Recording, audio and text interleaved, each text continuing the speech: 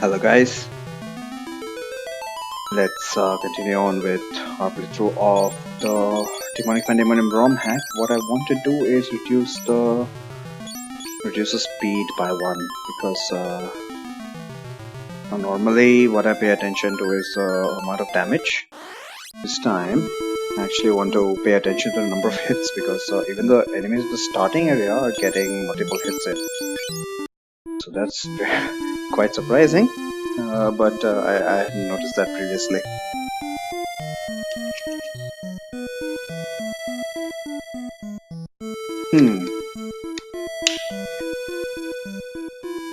So last time, we had completed the Summit Cave arc, and one thing I completely forgot to do is to go inside the ambush closets. Damn it! And this is what I was talking about last time. I mean, I think the biggest challenge here is going to be suppressing my natural FF2 instincts.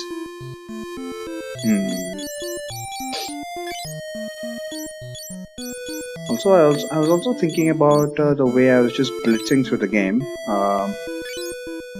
just casting fire AoE, even though the enemies hit pretty hard. I didn't really run into a lot of problems, did I? That was because I was getting rid of them before they got a chance to do anything really nasty. I was wondering whether I should just stick around and play the survival game to see how much damage these guys do. But I think I'm fine. I'm fine with this. I'm fine just blitzing my way through the game until I hit a particularly difficult spot because that's what I'm looking for after all.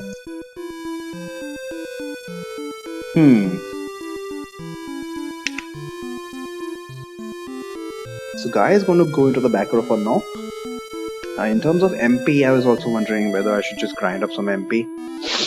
But I think we're fine. Like I said, what I'm looking for is a challenge and a blind simulation. I'm just looking to proceed through the game.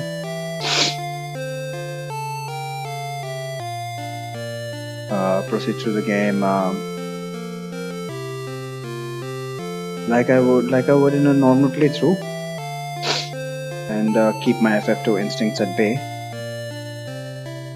Which means don't make things overly difficult when Menu is with you in order to gain stats.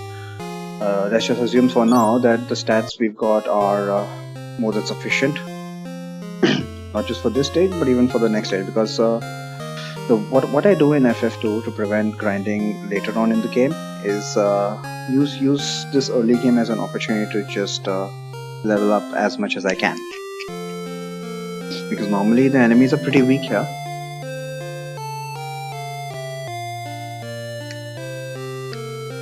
So by clever manipulation, you can gain stats in a relatively safe manner. And the fact that enemies are stronger in this ROM hack makes things even spicier, which means I can level up even more. Thing is, let's say I don't actually need it. 287 gil, I've got 2,500 gil. You know what? I think money savings tactics are in order here. Who's got cure? Oh, he does have cure. He's got cure too. Why does he have cure too? Wait, Minwoo's got a higher level cure, hasn't he? A cure 4 only. Okay, that's okay.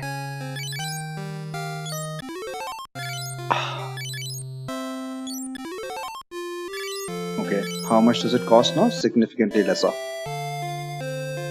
Okay, not as significant as I thought, but I'll take that. After all, 1 gil per MP, there's nothing I can do about that. And just to confirm, what spells were available in this shop? I know they were 2500 gil a pop. Okay, we do have life. Okay, this is the one I was most worried about.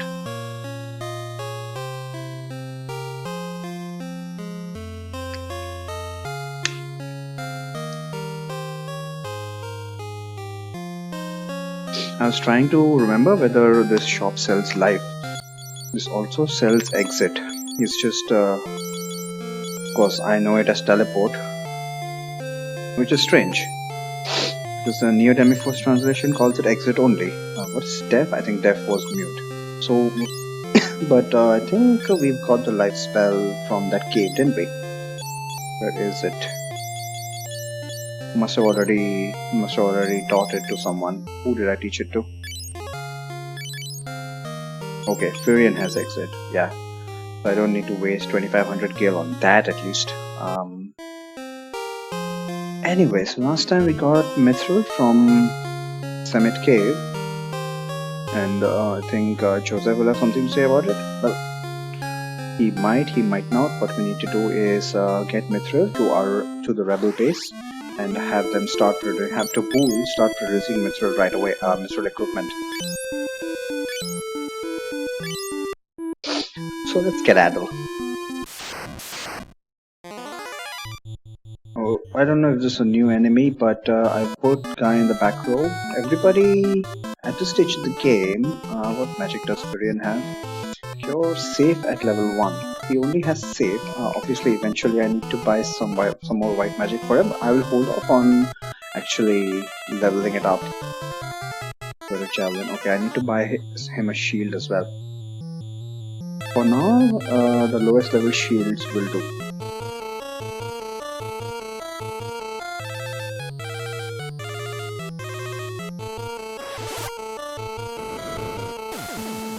$515 damage.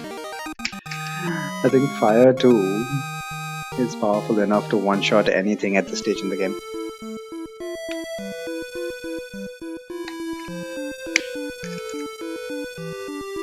But only single target for now.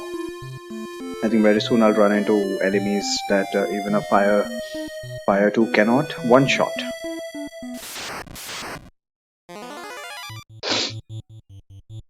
So in going with the tradition of just blitzing through this part of the game, let me just AoE everything.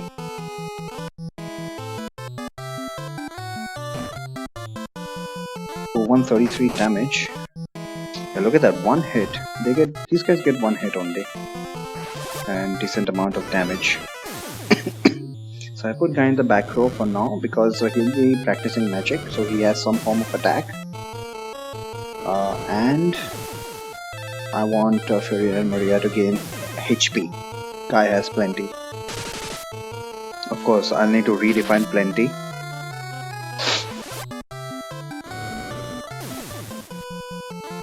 About the goblin certainly has about more than 50 HP, I'd say. Furion vitality up to. I need to heal. Not really. Can I take the ship? I can't even take the ship. Okay.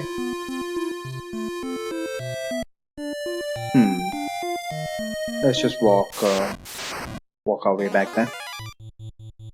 These guys will probably go down to one casting of Fire 2 from Maria.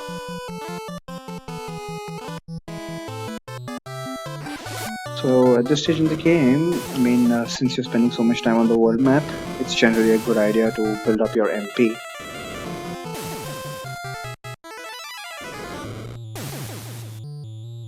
But that's in vanilla game.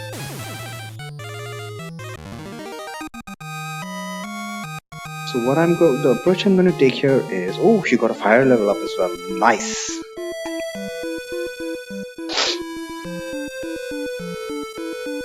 General approach I'm going to take with this game is just keep progressing as if it's a Pokemon game where you don't really need to grind at all. And see what happens where we encounter difficulty. For instance, these monsters probably won't die to Fire 3. Fire 3, 116 damage. Holy shit. This is multi-target, mind you.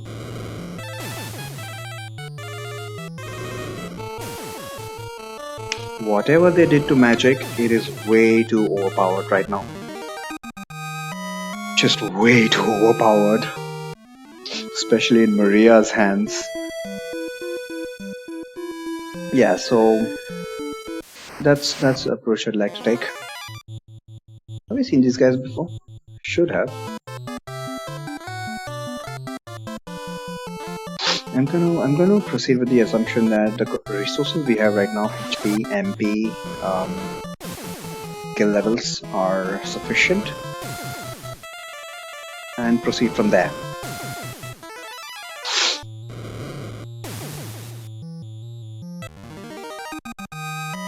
In vanilla, obviously, the start of the game holds absolutely no challenge, especially with Min Wu with you. But seeing as how it ramps up very quickly, that's when that's why you're supposed to grind at the start of the game.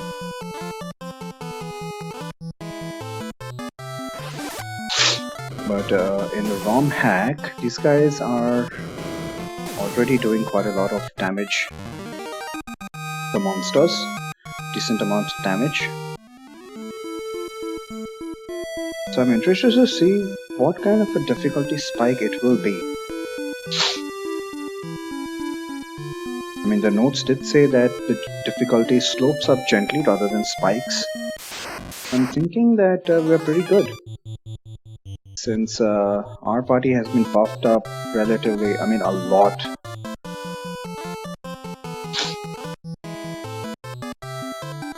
Black magic sucks in vanilla game. It's just incredibly powerful. Seems to be till now.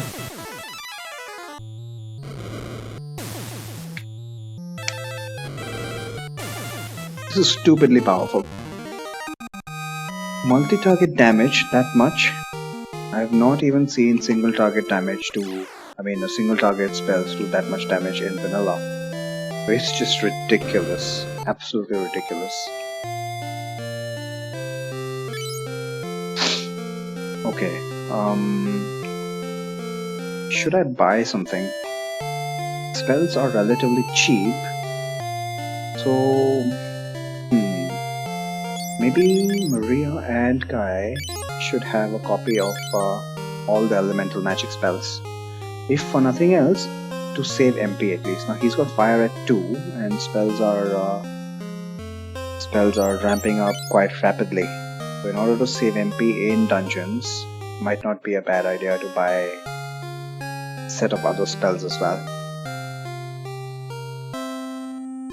In terms of weapons, I'll just rely on what I can find, which I already know, obviously.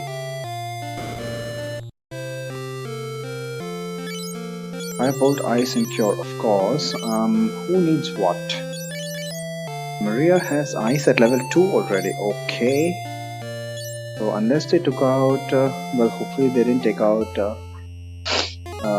the turtle's ice weakness. Shouldn't be. It's canonical after all.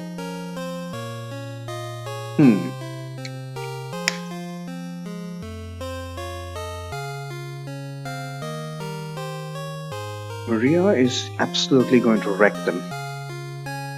So we are fine with ice. Maria should definitely get a bolt spell. And Guy should get both a copy of fire and ice and bolt. That would be 450 gil down the drain. Okay, it's just $100. It's not even 150 like it's in the GPA remake. That's awesome. 2 bolts and 1 ice. So we're good on the black magic here. Now Guy needs an ice and Guy needs a bolt. That's for MP saving within the dungeon. Out on the world map, I'm just going to be using fire over and over. Look at how fast spells are leveling up as well. Fire level 3 is already at 8 experience points. So that's a nice thing. I can probably sell all of this crap. Door axe, fire book as well. Garlic. Why? What is this icon? I have Asuna. Yeah, I've got Asuna, so I don't really need healing recovery items, status recovery items. I can probably sell all this. 50 gil for a potion, I'll take that. It's much easier to use MP for healing than items, especially with this limited inventory.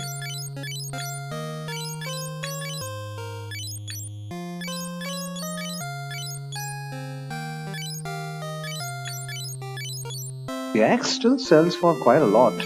Did they not change weapon um, prices?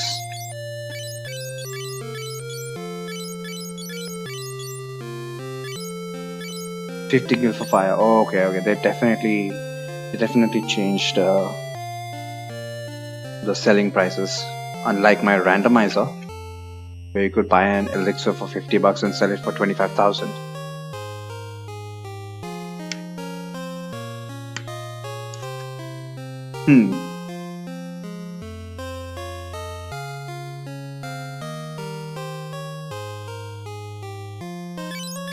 So that's quite a lot of cash. Bonjour, Matt Sensei. How's it going? Hope you're having a nice day. Is that all? I think that's all. Cleared out my inventory. I did. Fantastic. So I've got quite a lot of cash now. What should I buy? Nothing from here. I definitely need to pick up some white magic from Balloon.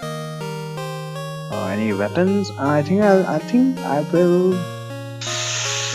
So regarding armor, the point here, the problem is that the note said that even the hitherto useless armor is well rebalanced to be useful in a way, because it's definitely going to have a weight penalty, but it's also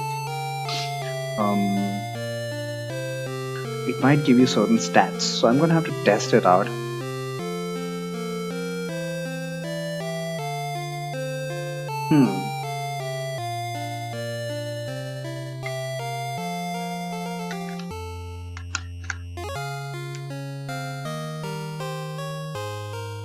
There's a problem here. Since this is the NES, they literally couldn't implement that. You can't just look up what stats an armor gives you. Sadly. And of course, my instincts are never to buy any armor. Unless they sell something else, which is why I'm checking out all the shops. Now we just give the mithril to Topu so that he'll start making some mithril equipment for the rebellion. And fortunately, we can also buy some of his goods. Oh, mithril! I'll start making your equipment right away. Not give it for free though. Do we get new shops? What do they sell? Yep. So they sell mithril equipment at much better prices than... or are these the same? $1,500. I believe it was 1,800, or was it 3,000 bucks in vanilla game? Yeah, I don't remember. Because I never buy this crap. I mean, cash is just so valuable early game. Cash is valuable always. But it's just in such short supply early game, it's just not worth it. Mithril Shield, Mithril Helm, of course. These prices look similar to... Oh yeah, these prices look very similar to the ones on GBA. Interesting. Okay, first thing I need to do is get our next instructions from Hilda. Now that we've delivered the mithril, what else can we do to help the rebels? Hello, Princess. A mysterious dark knight has recently joined the Empire. Recently joined the Empire, you say? He was called back to Paramikia on assignment. He's in charge of the warship's construction. Please, help us destroy it. Certainly. What is this warship you speak of? I heard it in the beginning of the game as well.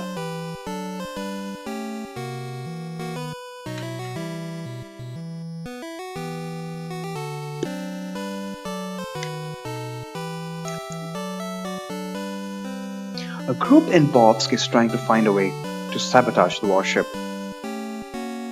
Please destroy the warship, or at least delay its completion.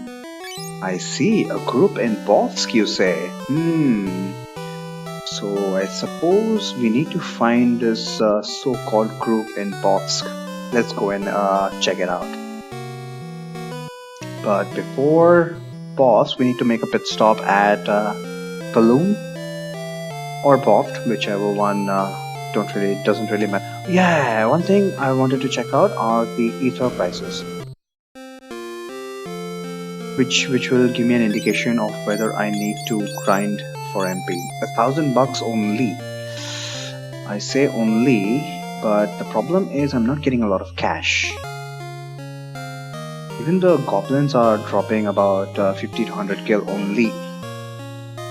And in the GBA remakes, every formation, every monster group would drop about 100 to 150 gil, which would make it very simple to afford a lot of ethers. But right now I'm not really in need of any ethers. It's gonna be after the segment after Ice Cave. That is where we're gonna stop. We're gonna get into long dungeons. Anyway, we'll worry about that when we get there. Right now our objective is to make our way to Bosk and find out this rebel sympathizer, see what information he's got for us, and let's see if we can find a way to destroy this warship. I would like to walk. Hey, Puzzled!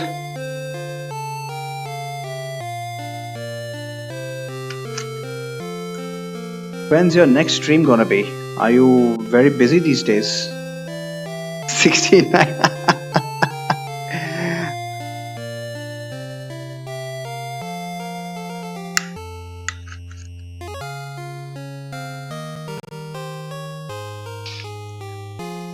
I would have liked to walk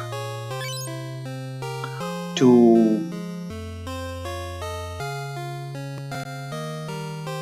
Friday to Sunday. I see. So you have a schedule now as well. Nice. Dagger Mace Axe. Okay, yeah, these guys don't sell anything different. Mithril Axe. We can get a Mithril Axe here. I think these are the same prices as vanilla game. Yeah. Because I remember the axe was 1800 bucks. So that's done. Same armor. Pretty much just the icons. It's all Thorio's fault. Why? Breath of the Wild.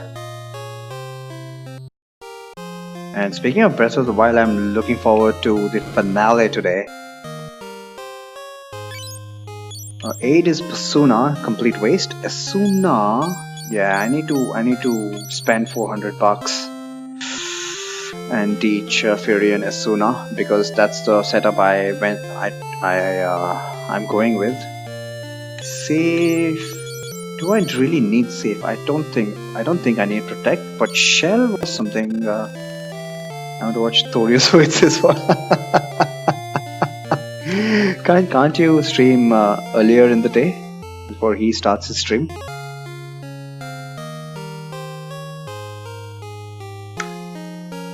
Like you used to before.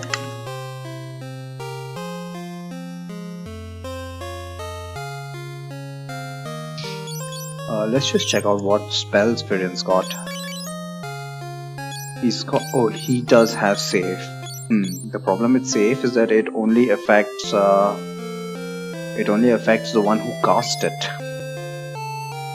I have 2 hours every day, but that's a little short. Oh, I see. Living the busy life these days. Well, welcome to our life.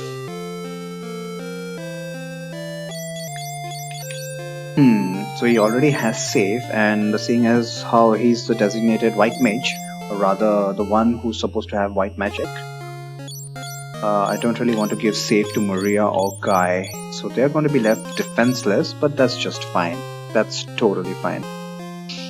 Eventually, I'm looking to move them into the back row, or at least one of them at every point in the game. Certainly, probably it's going to be Maria, seeing as I would like her to constantly spam black magic and only black magic.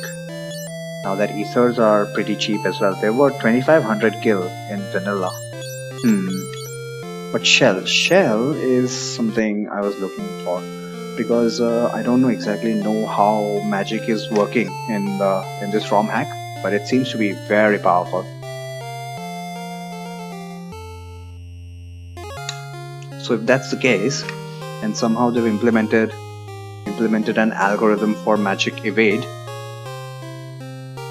not to mention an FF3 like magic protection as well, magic defense as in proper defense, then shell might be one of the most useful spells in the game. So, $400. I have 3,500. Is it important enough for me to spend $400 in shell? I wonder. That's the only question I have right now. What else can I buy? Should I check? This is a dilemma. Okay, I'll hold off. I'll remember that I need to pick up Shell as well as Asuna. Asuna can come later. Right now, Maria and Menu both have Asuna. Asuna can come later, but not much later. Shell is something I definitely need to pick up, and I will hold off on actually leveling it up. So right now, let's just move to Bovsk. Take the ship to Boft, and from there I'll just walk the old-fashioned way. I need to check out the spells at Bovsk. They do sell a different variety. Ambush, nice. And 56 damage. She might gain some HP. So that's the benefit of moving Guy into the back row. No.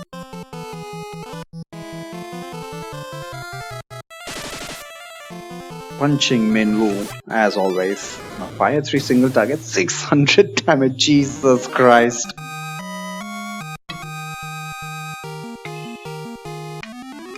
Intelligence down on Furion. You gotta live with that. Doesn't really need the intelligence.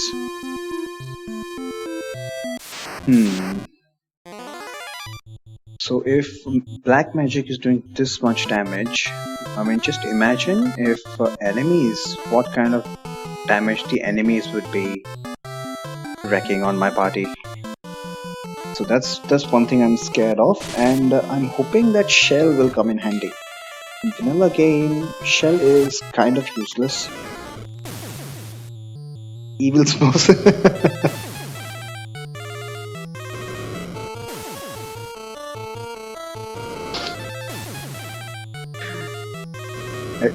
At least these guys are different colors of it. There is actually a Smurf here. It's kind of a rare encounter. Why did Main get HP up? God damn it. Yeah, he's blue in color as well. Hopefully I'll meet up with him.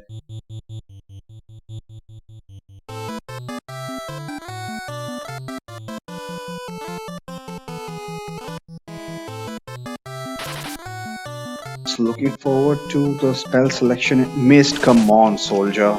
Why does a soldier only get one hit? I suppose his gimmick is that he's got a lot of defense.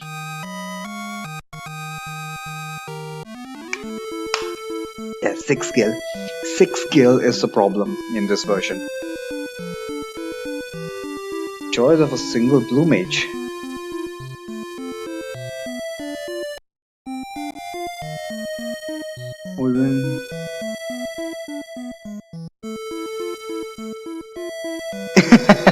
It was the wrong guy.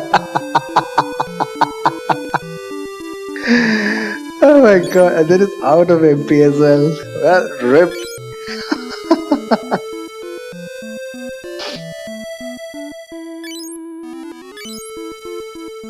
Yeah.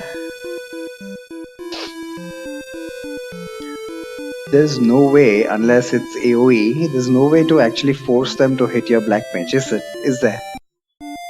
Just gotta wait for it. I think, which is why this kind of a situation can arise. Out of MP, that's hilarious. How much time did you spend in that battle?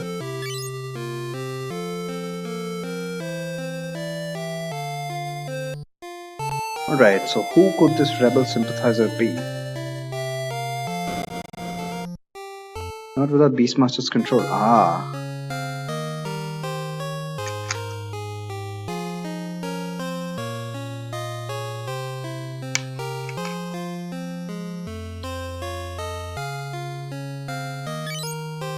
Fear Warp. Okay, so Warp is here.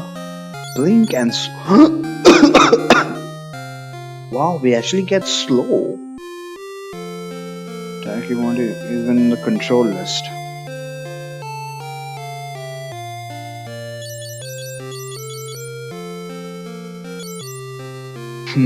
Warp.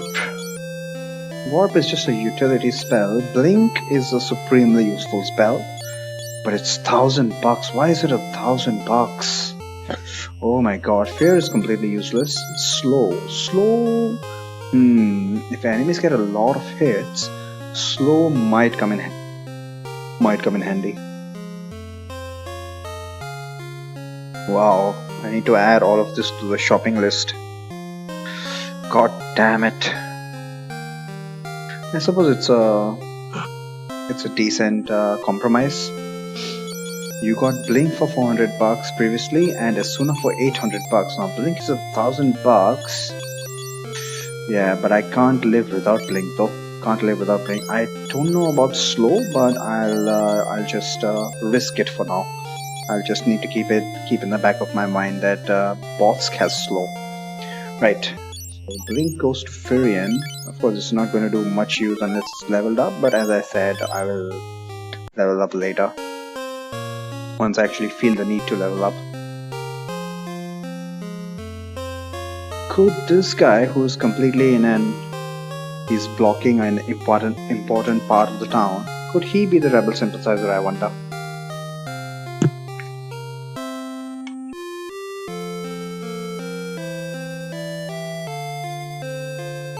Organ became the watch recently. He's pretty lenient compared to the Dark Knight. I see. I can't believe he's a general. He's just a moron. Oops, I didn't say anything. I'm sure you didn't. But do you know anything about the White Rose? Oh, so you're the rebels. I couldn't act when the Dark Knight was around. He would have spotted us. Here, head through the sewers behind me to reach the warship. Aha! So we find a way to reach the warship. Did you come to see the warship? You can get there through the sewer. Yep. Thank you very much.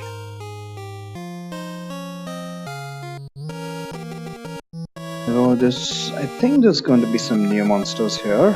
So looking forward to that. This is a relatively small dungeon. Oh no. On the contrary, there aren't any new monsters here. Let's just blitz through this then.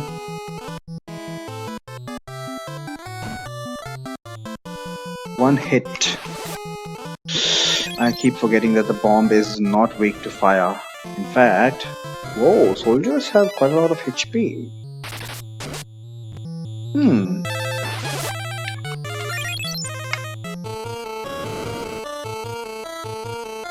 More than 130 HP. That's interesting. That is very interesting. And everybody's going after Maria. What should I do? I'll multi-target it, why not? I think I can get away with this.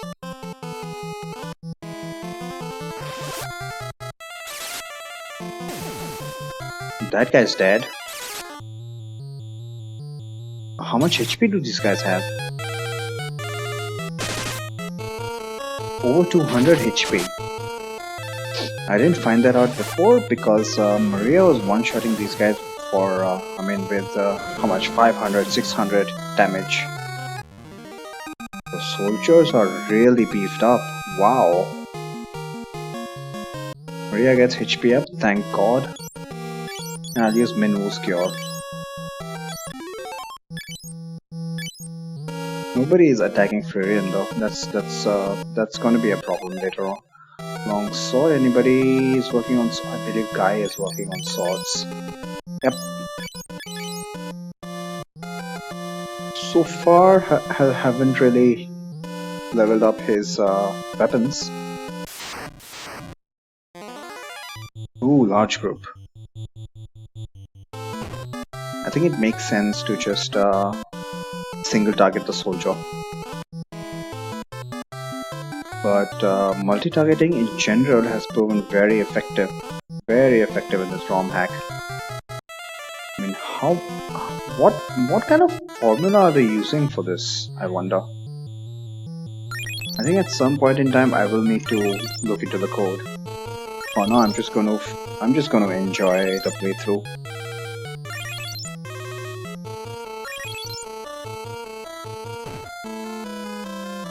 Green goblins, their bow attack seems very powerful as opposed to the soldiers. How did they manage that? How did they manage that?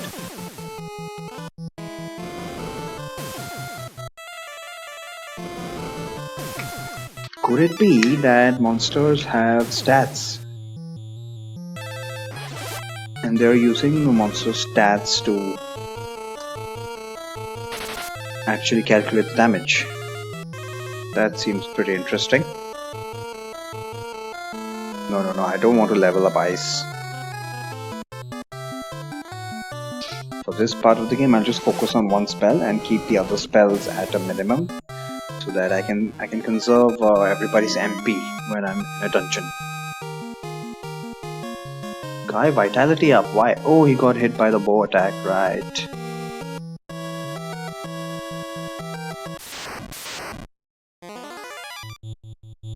More of these guys. These guys, I'll single target this guy. How should I approach this? He's got ice 1. I think what I need to do is I need to prioritize the bombs. So Guy can single target the soldier. Hopefully the bombs go down. Yep. Don't know how much HP they have, but Ice 2 multi-target is doing shit ton of damage. Even without hitting a weakness, because of Maria's amazing intelligence. Yeah, Soldier's bow 1 attack is hardly doing any damage, so there's definitely something internal. There are some stats at play internally. The Green Goblins, let's just assume that who got power up? Was it Min? I believe it was Min. Couldn't have been Maria.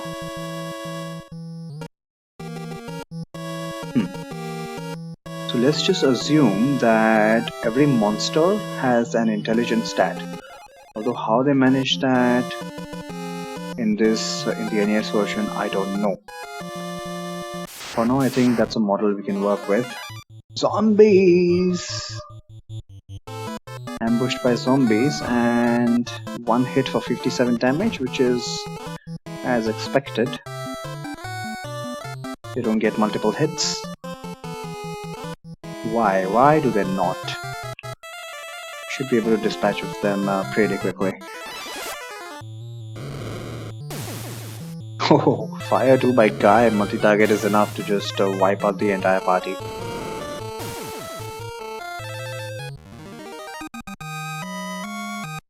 Come on, Firin, get something. Maria got an HP up. Heal. Nah, not necessary right now.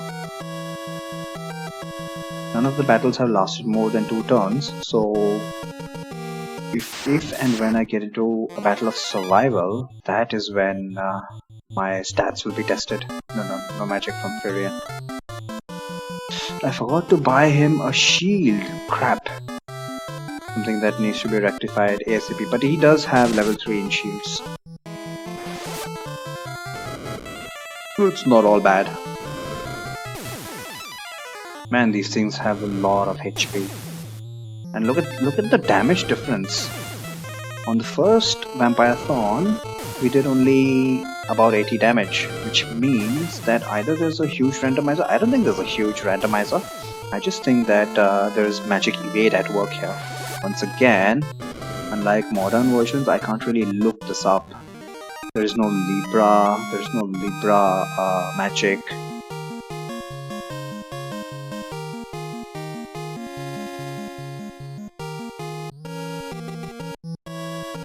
And there's no in-game bestiary as such. So So all I've got to work with are my observations right now. Of course, eventually I'll look at the code, maybe even write a small utility to extract all the data. But yeah, until that day comes, my observations are the only ones that I have to work with.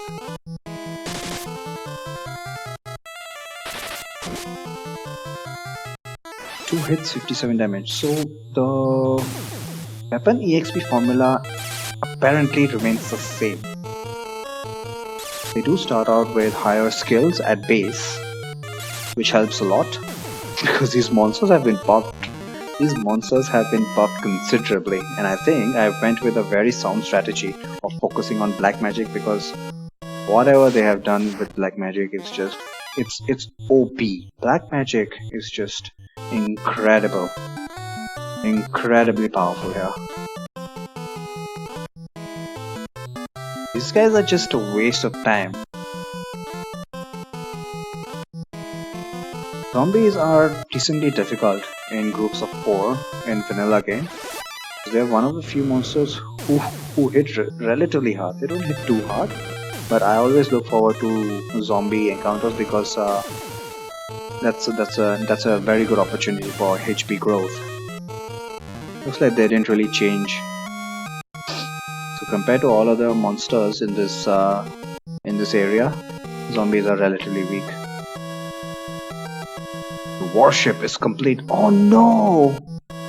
After all our work, you thought I would leave my work without finishing? In the wake of my warship's destruction, the rebels will have no choice but to surrender. Oh, there's Borgen. You spoony guys!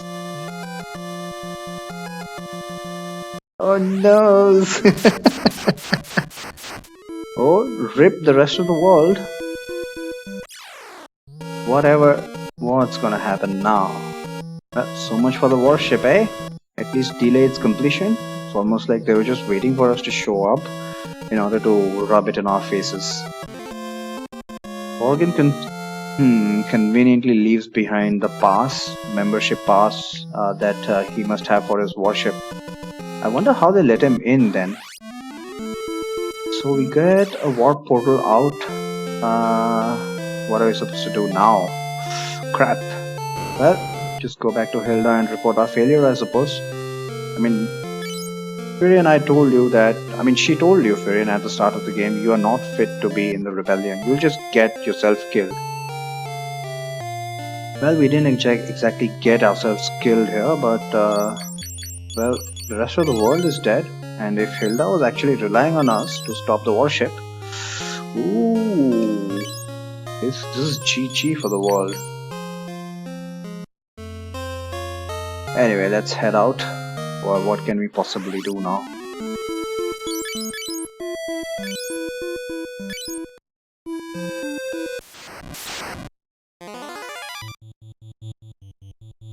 One thing I'm noticing here is that monsters aren't really dropping anything. Even if it was just a potion or an antidote, very few drops so far. Yeah, look at that damage difference. It's ridiculous. 98 damage versus 180 almost. I think there is magic evasion at play here. This is what you would normally see in Final Fantasy 1, where if the enemy's magic defense succeeded, then you would do a certain amount of damage, and if it failed, you would do twice the amount of damage, almost like a crit. I think maybe they have implemented a similar philosophy. Look at that, 700 damage on the soldier. Fire 3 is probably going to one-shot everything here. Even in the next dungeon. That is my estimation, but let's see how we are going to... I believe this is our first encounter with the Queen Bee. Hornets, 1 hit, 18 poisoned, okay. 1 hit for 24 damage. Everybody's going after Maria. So where exactly did I see 2 hits, I wonder? I saw 2 hits on someone. Who had 2 hits? That's the entire reason that I reduced the message speed. Yeah, Maria's gonna easily overtake Viridian in terms of HP. But that's the problem with this version, with the NES version. Ty and Maria will be targeted more than twice as often as Viridian and whoever the fourth party member is. That's just the way things are, and I don't know if they knew of it or couldn't fix it. Either way, it's a problem with the base RNG. The RNG works that way. Yeah, Maria's vitality down. That's the reason that her gaining HP is so important. I mean, vitality at least. Her taking damage rather. Because if she's gonna be if she's gonna be on black magic all the time, she's gonna get a lot of vitality drops.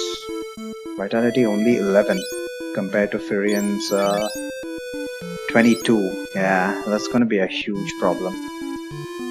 Even when she gains HP, she's only gonna gain 11 HP.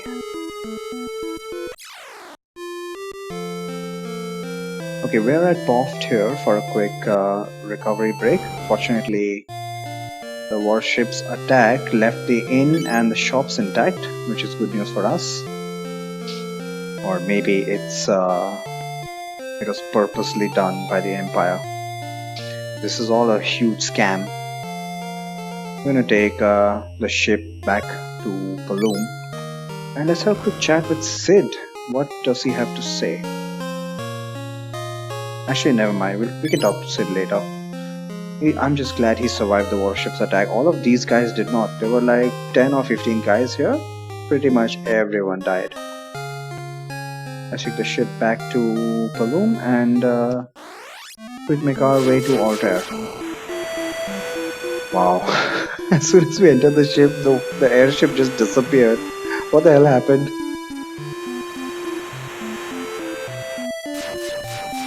Oh, it reappeared here. What the hell? That's some cool airship shenanigans. I've never seen that. I have never seen that. I need to try and simulate that once in the vanilla game. I don't think that would be a function of this ROM hack, but who knows. That was pretty surprising. Oh yes, please attack Firian.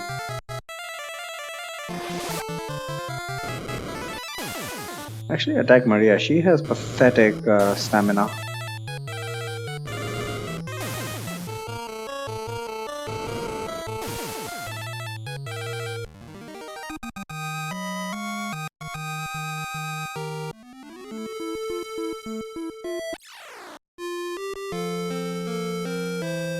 Nobody is outside, everybody must have died.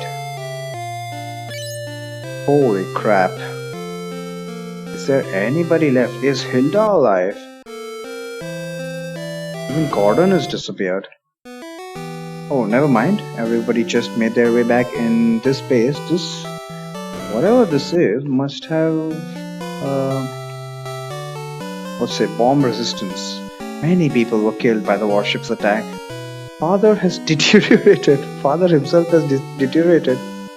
Isn't there anything men can do? I'll stay here and try to ease his pain. Firian, you must stop the warship. How? How the hell can I do that? Well, Min left. That's okay. Our party is strong enough to stand on their own feet. Normally by this time I would just make sure that I have used Min's spells to the max to level up my own characters. The king is very weak. I don't think I can heal him.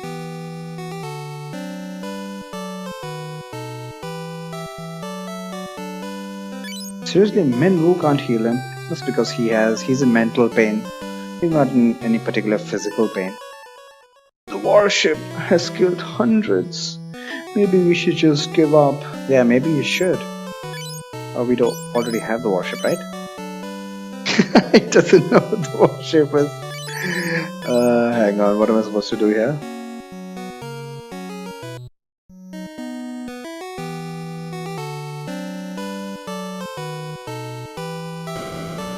Does anybody know where we can find this warship? Father has become comfortable for now, I see. How many died when the warship struck? We won't survive another attack. I've heard about the talks you had with Scott and Gordon. Cashion's gate won't open without the goddess bell. It's hidden in a cave far north of here. What are you talking about, Hilda? Damn it, I need to get this dialogue straight. Where can I get the airship keyword, I wonder? Well, the warship is just one giant airship, right? Sid should know more about it. Do I need to sell some stuff? Not really. I should probably buy Asuna. I do have a little bit of cash. And I will be visiting a dungeon very soon. So I probably should buy Asuna as well. 400 bucks is not a lot, considering the amount of cash I have.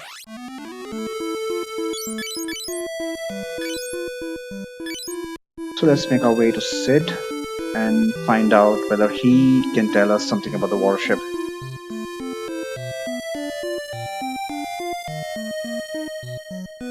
We'll just take the convenient way in. Fortunately, this wasn't destroyed by the warship. Anything that uses money and is favorable to the economy was spared, I must say. That is fantastic planning.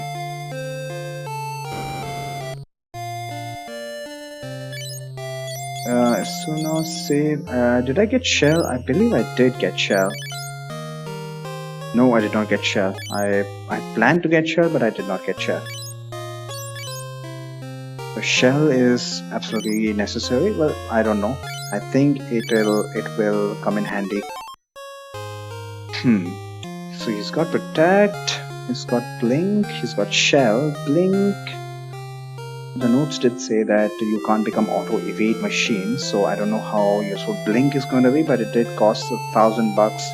That could just be a troll move, who knows. Shell might come in handy. I'll need to put that to the test.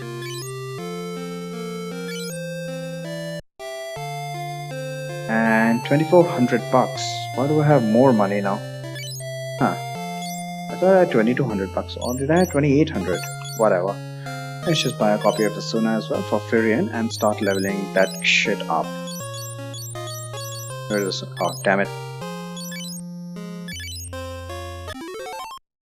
There we go. So 40 MP, I think what I'll do is Asuna is something that absolutely needs to be leveled up. There's just no question about it, because Asuna at level 1 is not going to heal anything. Now Maria has Asuna at 2. Asuna at 2 can only cure what? Poison? No, Asuna at 1 can cure poison out of battle. I think 2 can cure curse. Curse or mute, either of those. I don't exactly remember. But she's only got it at 2. Firion definitely needs to have a high level Asuna. Asuna probably never gonna succeed in battle. They did not make any change to white magic, I believe. Even if they did, white magic is in general pretty useful even in vanilla games. So as I said, I'm going to be focusing more on black magic this run. And I think that is already proving to be a very, very good decision. Maria as a dedicated black mage and Guy as a red mage. The only problem with black mage is that it causes a loss in vitality, which in turn causes a loss in it causes low HP. Black mages are supposed to have low HP by tradition, at least at this point in the Final Fantasy series. You saw the atrocious HP of the black mage in Final Fantasy 1. Hey, the man beside me to ride on the airship. Aha, so he just gives us the airship keyword for free. What do you say about the airship, Sid? Like the warship, my airship uses Sun Gem for power. Aha, so it's not Sun Flame anymore. I see, I didn't even tell you about the warship though.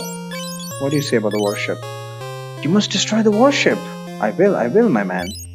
What is this Sun Gem you speak of? It's hard to control the sun gem. Is it really? An excess of flame in an airship's engine is disastrous. Oh, so he's offering us a hint here that the way to blow up the warship is by causing an excess of flame in its engine. Ah, I get your point, I get your point. The problem is, how do we make our way to the airship? I mean, the warship. Well, no clues yet, just gotta keep asking people, I suppose.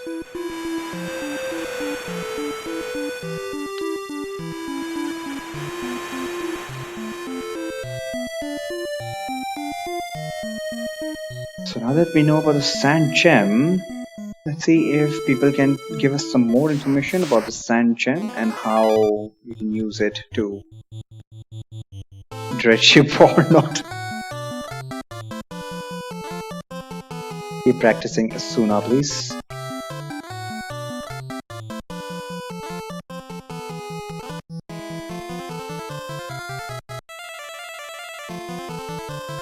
Strike first.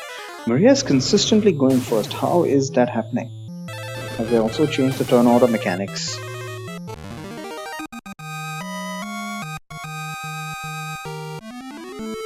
Pathetic amount of gil I'm getting.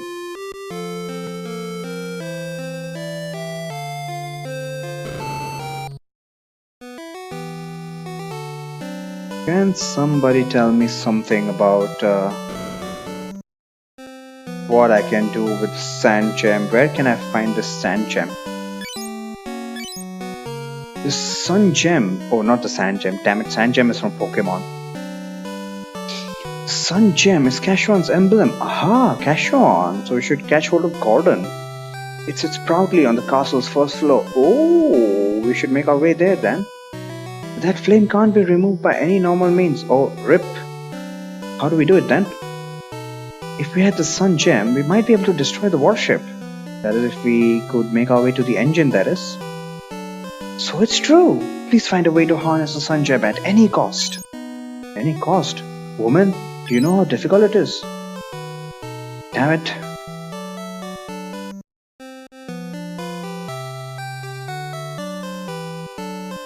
What should we do about this sun gem now?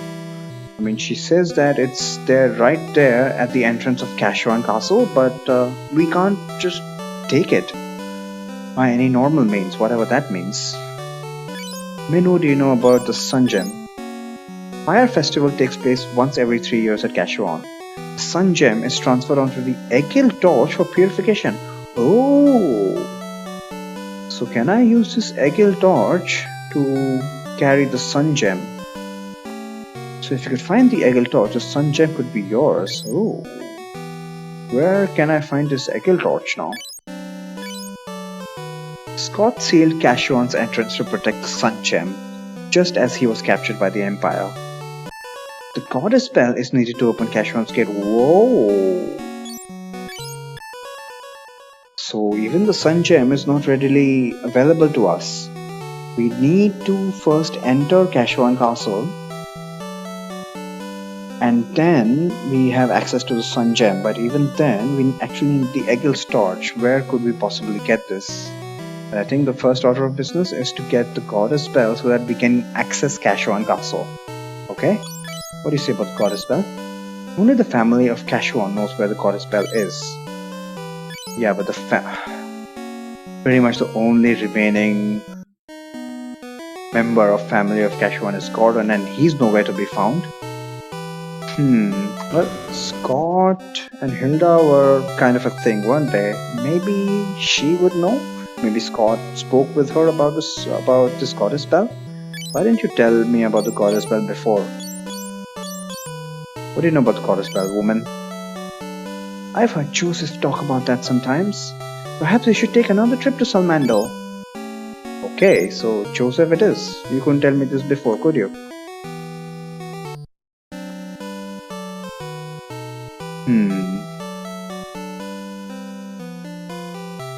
I'm sure Gordon could have told us, but he's MIA. Do I need to heal up? Not really.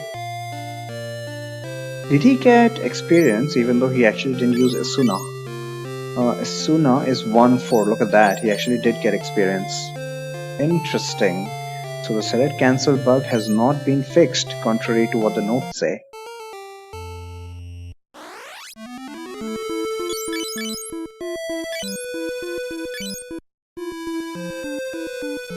Alright, let's make our way to Salmando back again. Oh, hang on. I need to buy him a buckler. That is non-negotiable. We are going first again. Let me quickly check out their evasion.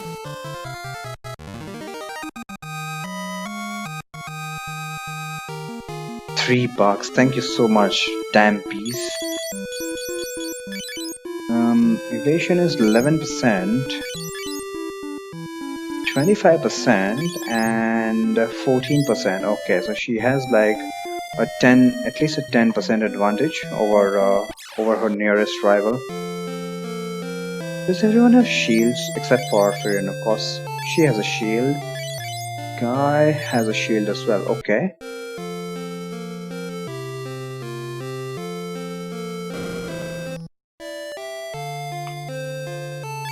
Should probably buy a Mithril Shield. I do have the cash, but I'm kind of saving up for those very expensive spells in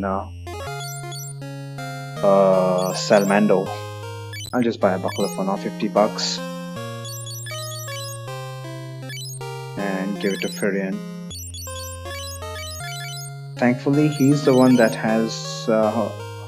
he starts off with level 3 in shields. So all the experience that I was missing so far is... can be compensated with space stats. Not too bad, not too much of a loss.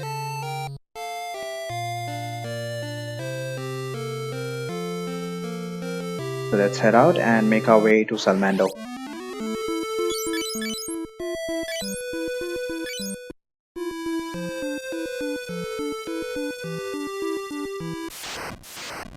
Once again, I got the encounter at the same spot. Right now on the world map, since there are plenty of places of healing, I'm just going to spam my highest level spells. Normally I would do that in order for Maria to get a chance of MP up. Of course, I won't be multi-targeting it either. Vitality down, intelligence up on Guy, fantastic. I don't care much about his vitality for now because he's got plenty of vitality, and once I move into the front row he's going to get hit a lot as well, so his HP is probably never going to be a problem. Which is why it's actually a good idea to make him a black mage, even in vanilla playthrough.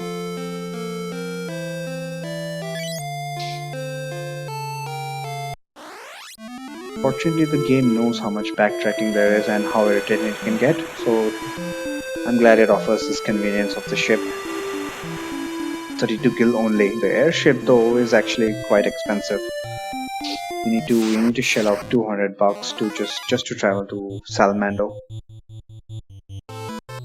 That's quite ridiculous.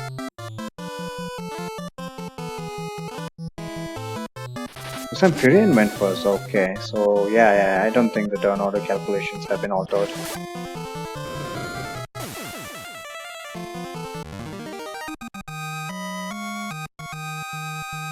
Yeah, I mean when encounters are giving you 9 gil, 200 gil is a lot of money. Cannot discount that.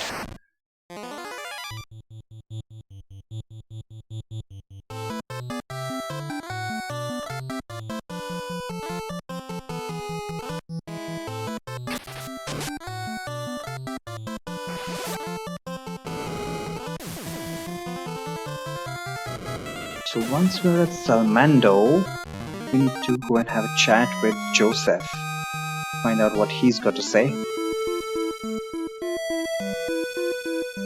Don't really need to save right now.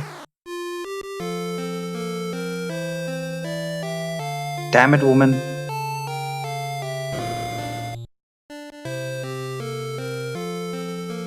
Oh, look, this sprite looks exactly like Nelly.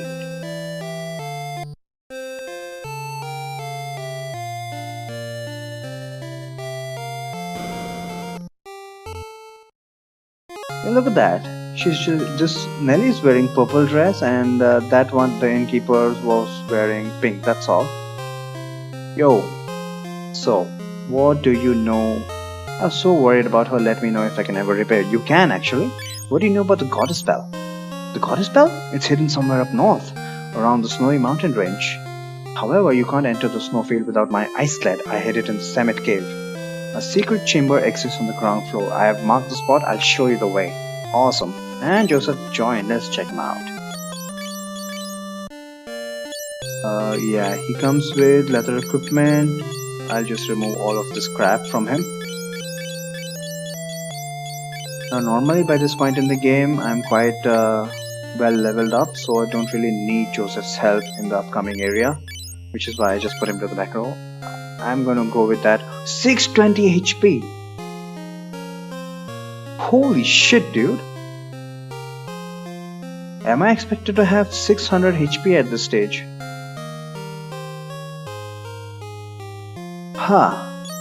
What magic do you have? You have Blink at level 3, Wall. He's got Wall and he's got Break. Okay, this kind of scary. He comes with Break, Wall and Blink. Blink at level 3. Well, what are his stats though? Agility of 40. Nice agility, man. Vitality 24. Intelligence? Nah, intelligence crap. So Break is never gonna work. And quite a decent soul.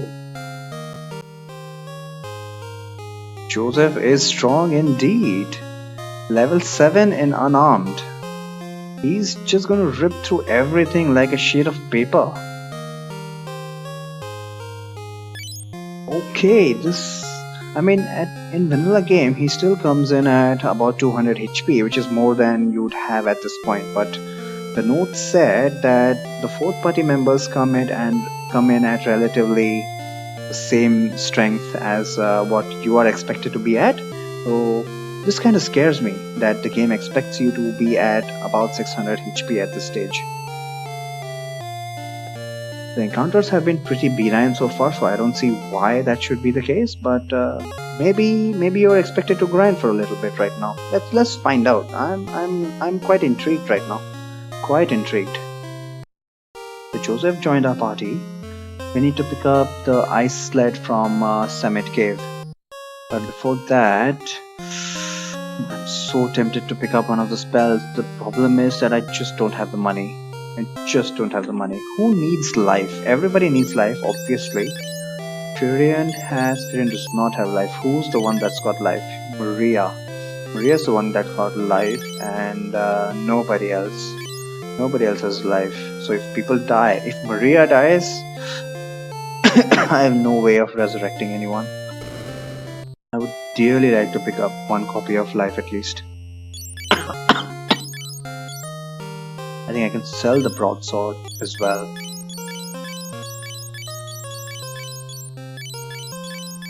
X potion. Where did I get an X potion? Did Joseph come with an X potion? I barely got enough money. But yeah, life is definitely a good investment. Even though it leaves me broke right now. I should teach life to Furion, obviously. The problem with life now is that it only has a coin toss chance of working in battle. How much soul does Furion have again? Soul of 26, which means that life at level 1 has a 76% chance of success. 3 out of 4, okay, better than 50% because of his good soul stat. I'll take that for now. But normally that is another spell you would actually need to grind, unlike the remix. As soon as something that I mandatory need to grind. Blink maybe. Shell, looking forward to it.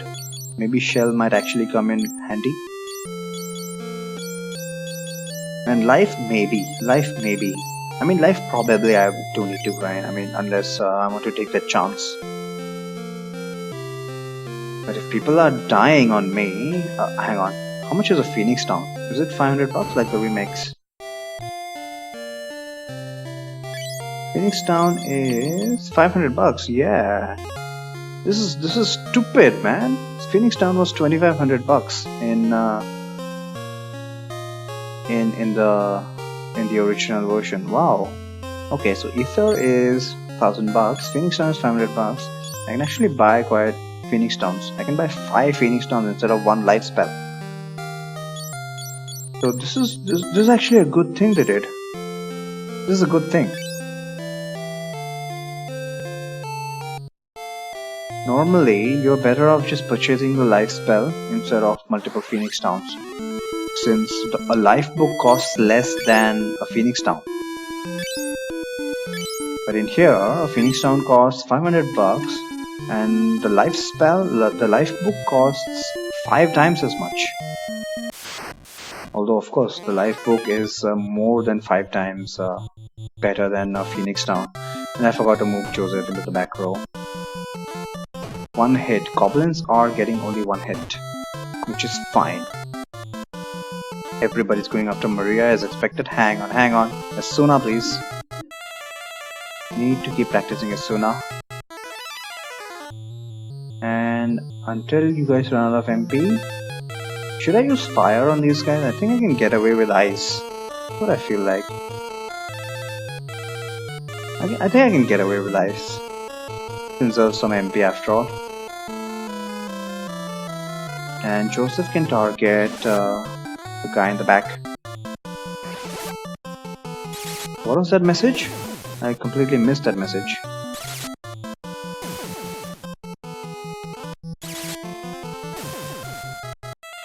Goblin died. Goblin fell? No. Goblin died. Maria got a vitality up. Wait, what? Guy got an intelligence up and a power up. Ooh, nice. Why did Guy get a power up though? Must have seen something else. Damn it, I need to pay a little more attention to it. Joseph can stay in the back row for now.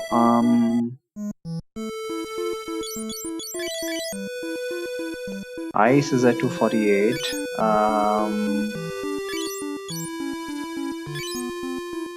Yeah, everybody's fine. Maria did get a vitality up, so that's the benefit of getting hit. These guys are fine. Unless they're not. So at this rate, Maria's evasion is going to overtake everybody else's.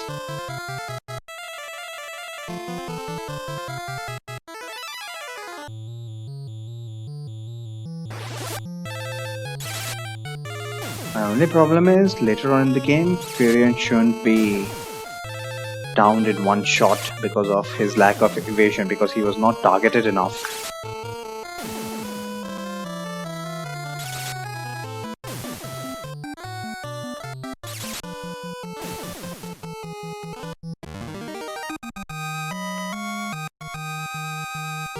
$80 kill, that was decent.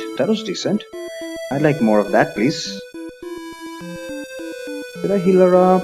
I don't think I should. Normally, not very rarely, I never run out of resources in Ice Cave. So I should be fine, but since I've been blitzing through the game so far, I may not be.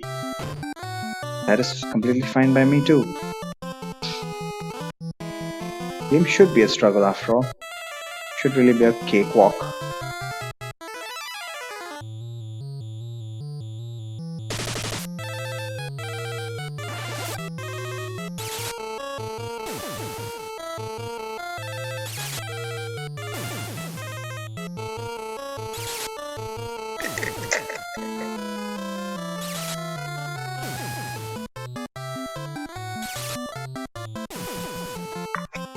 I didn't use Asuna with Furion, did I? I'll need to constantly remember to do that. At level 1, Oh, more vitality for Maria. Nice! 150. Someone must have hit her really hard. Wow. Cure 2 was pretty nice. Now she's overtaken Furion in terms of HP. That always pisses me off. But what can you do? I'm gonna save up Furion's. Should I even bother saving up Furion's HP? I mean MP for Cure. Maybe once he gets down to like 20 MP. He's got 40 MP after all.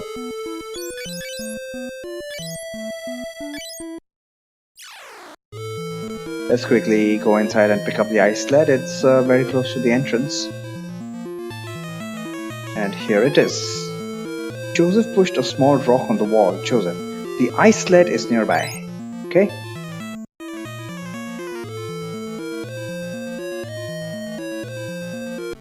And there we get the ice sled.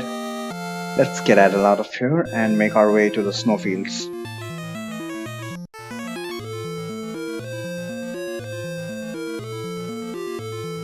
No encounters. That is very strange. There we go. 2 green goblins. Should go down easy enough.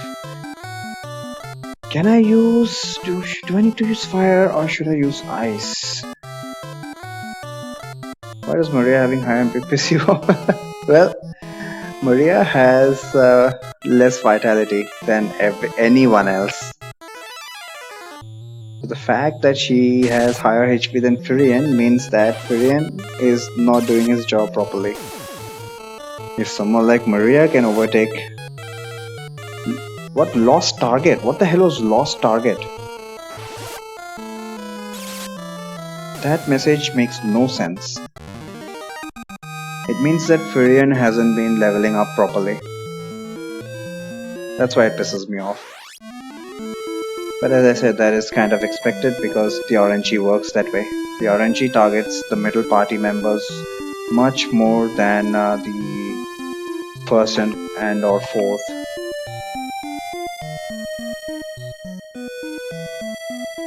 So I can forgive it. Everyone can do things. That is not my point. And I resent you for saying that.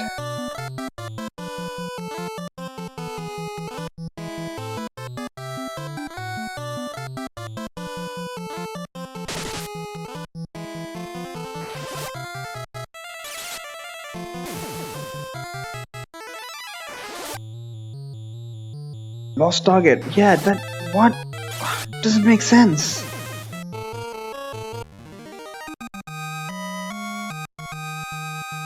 $12 gale for double goblin encounter. God damn it. Finally, we can run into some new monsters now.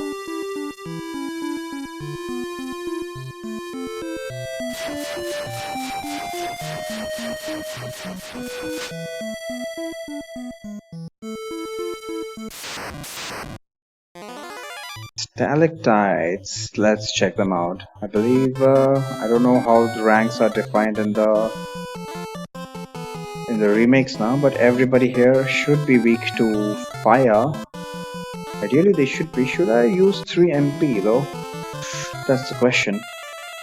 I'm gonna need to use, but I think we're fine here, even in this dungeon, even because it's a dungeon, because it's a relatively short dungeon. Yeah, these guys are definitely weak to fire. Thankfully, they didn't change that at least. I mean, bombs not being weak to fire is really weird for me. But I suppose traditionally they are not weak to fire. Maybe traditionally they actually do absorb it.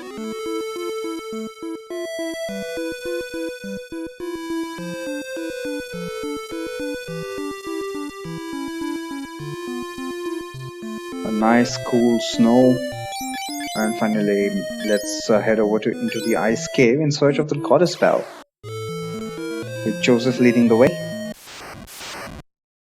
Nice icy backdrop here. Keep practicing Asuna. Hopefully it'll level up soon. I think I'll stop at Asuna level 2 until the end of the Dreadnought. Bomb should absorb ice, to be honest. Why do you say that? Ice would make them less likely to explode. Like real bombs.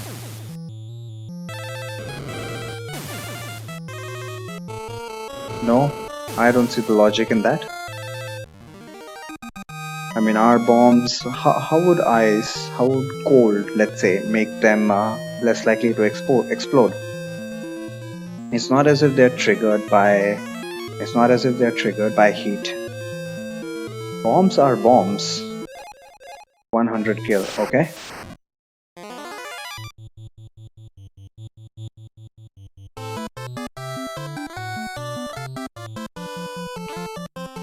Everything here is weak to fire, so I think I'll keep practicing fire for now. As I said, this is not a particularly long dungeon. So even using fire, which is actually the spell that takes the most MP. It's harder to make something blow up in a colder environment or catch fire. Well, if you're looking to start a fire, that does make sense, but this is a bomb we're talking about. It's a chemical reaction. Oh, Firin got a soul up. Nice. Without losing power. Every time you get a stat up, the corresponding or the opposite stat has a 10% chance of going down. Well, I'll count my blessings.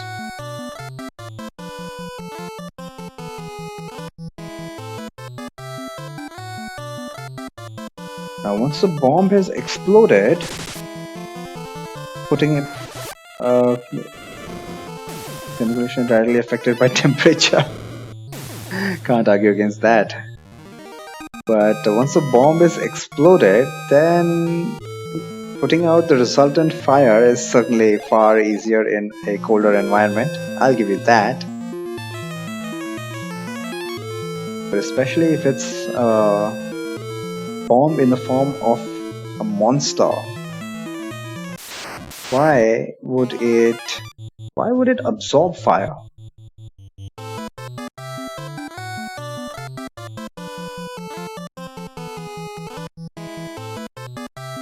In this case, why would it be weak to ice?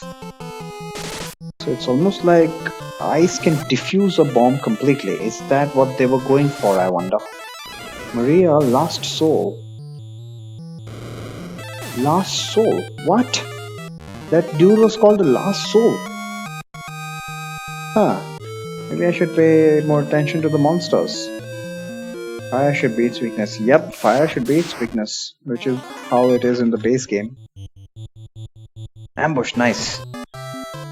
One hit. Icicle, one. Oh! Holy shit, the icicle hits hard.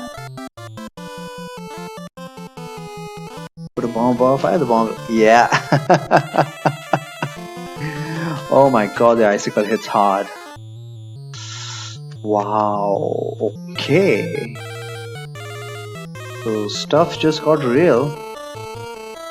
Which means that I'm just involving myself in a TPS race here. There's just no way I can win a battle of survival. That's for sure. Kill before they kill me. That's the mantra here.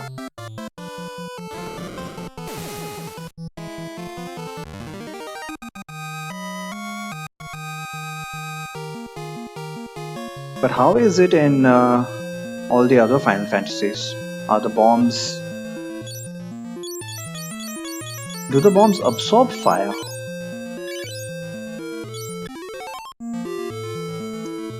Final Fantasy 2 was where bombs started. But I've heard people exclaim, aha, there we get an ambush closet. Nothing inside? Nothing inside. But an encounter, of course, with just a single icicle. Why? Why?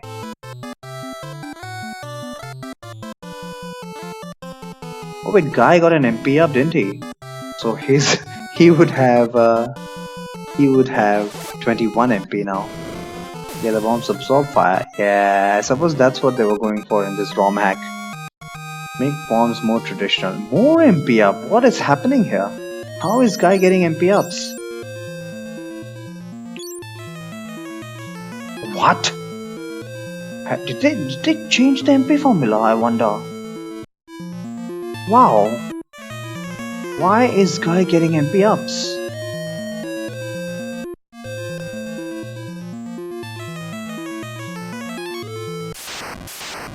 Is there any Final Fantasy where there are no bombs, apart from one, of course?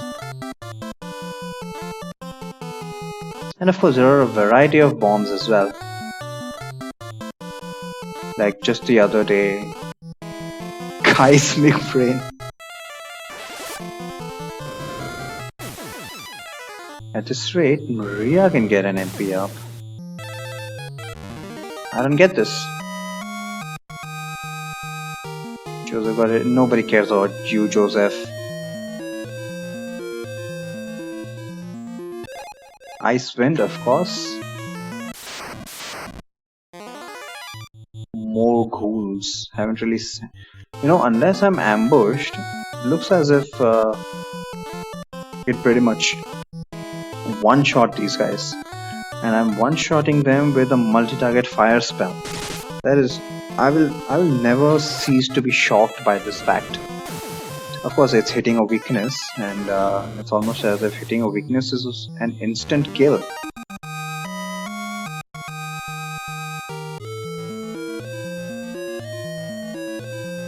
But stuff is pretty easy so far. I mean, they hit hard, but they go down pretty fast as well. So I'm wondering how bad it's going to be later on.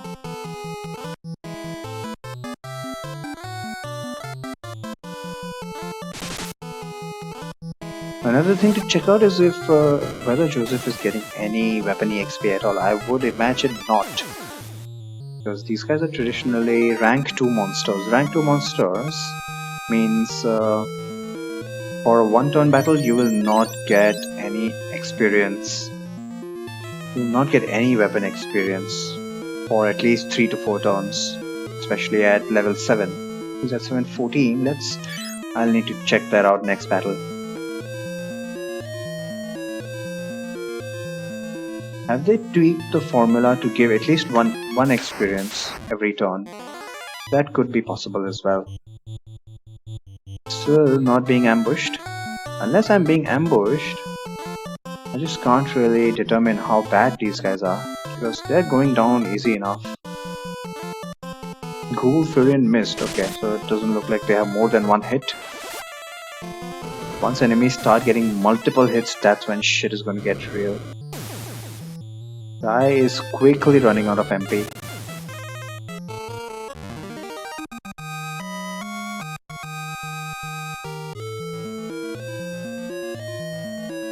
Once he runs out of MP, I'll need to bring him to the front row. Should I bring him to the front row is the question.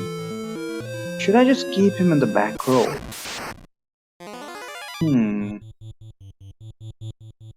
Ambushed? I did ask for an ambush. One hit 52 damage. One hit 65 damage. Okay, hopefully he gets a HP. Get some HP up.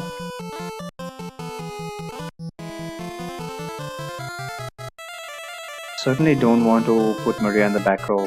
Definitely not at this stage. Oh, I needed to check out Joseph, didn't I?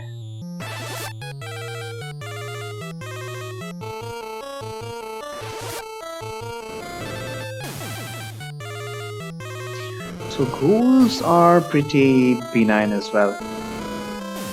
It's the icicles that are hitting really hard. 100 damage, or maybe that was just a very high damage roll. He got both vitality and HP. Fantastic.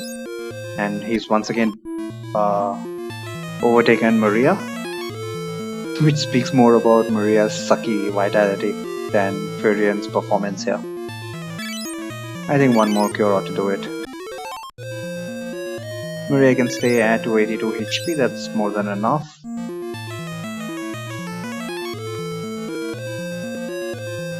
Let's pick up the treasure at the dead end first, and on the return journey we'll pick up these treasure chests. Keep practicing Asuna. Just waiting for it to level up right now. Guy has fire at level 3 already, so wow, seriously, I don't know. I mean, it's been quite a long time since I've played a casual run of Final Fantasy II, but it seems that the spells are growing very, very fast. Even though I checked out Asuna, it only gave 4 MP, I mean 4 experience points, didn't it? Where is Asuna? Asuna is at 178, so Asuna is not growing particularly fast. Is it just the number of battles that I'm participating in? Fire is almost at level 4 now. His fire is halfway through 3 already. This is just... or maybe it's black magic. This is fascinating stuff. Regardless, black magic is useful even at level 1, so I'm not complaining if it levels up this quickly. Certainly not complaining. The Mithril Mace up for grabs here. With a monster in a box, of course, with how many bombs? 5, holy crap. If they don't go down, if I don't take them out quickly enough, this is generally a very dangerous encounter, but oh no, they'll absorb it, won't they? Yeah, I need to keep that in mind. These bombs are weak to ice. And once again, I forgot to check out Joseph's experience. Guy on grenade with ice. Ice 168 damage, that is not a lot. I mean, in the base game, yes, that is a lot. But not here. So they have more than 100 HP. Is that? Thank God. I think that is hitting a weakness. That's a lot of damage for Ice 2 multi-target. Even in this Romhack. Or maybe Maria is just that good, eh? Maybe. One hit 71 damage. Okay, so the grenades are not too bad. Not too bad.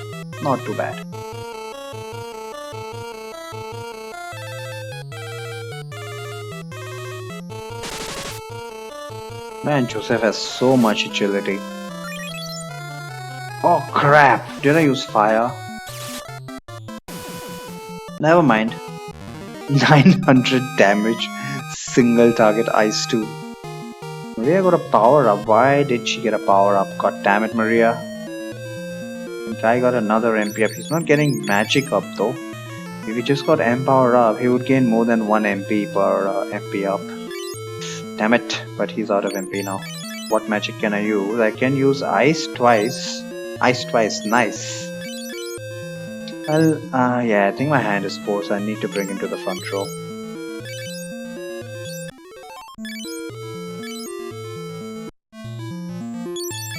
There we go. And since we've got the Mithril Mace, even though Maria's not really using physical attacks right now, I think just hand it to her. At some point in time, she will need to use physical attacks. What's her shield level? I think I really should start leveling up her shields. Because now that guy is in the front row, Friden's going to be attacked even less often now. That sucks, but what can you do?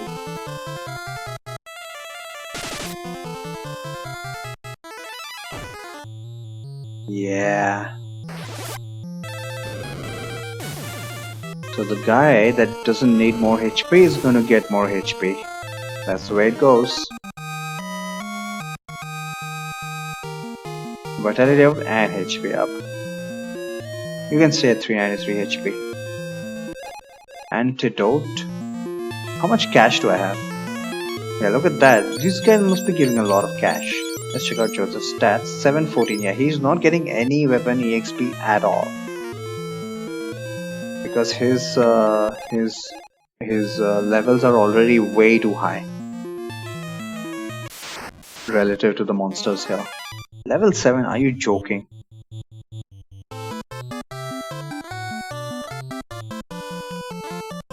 One fire should kill them, and I don't really want to use ice.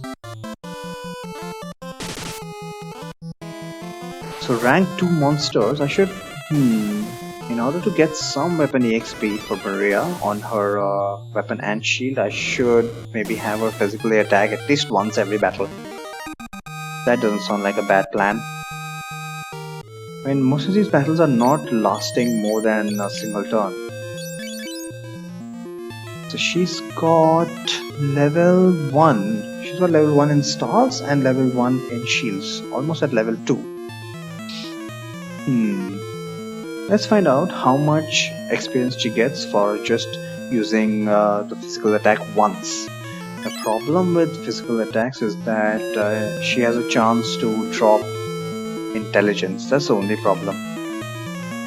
But I do need to level up her shields though, so what can I say? And stars might come in handy. They just might.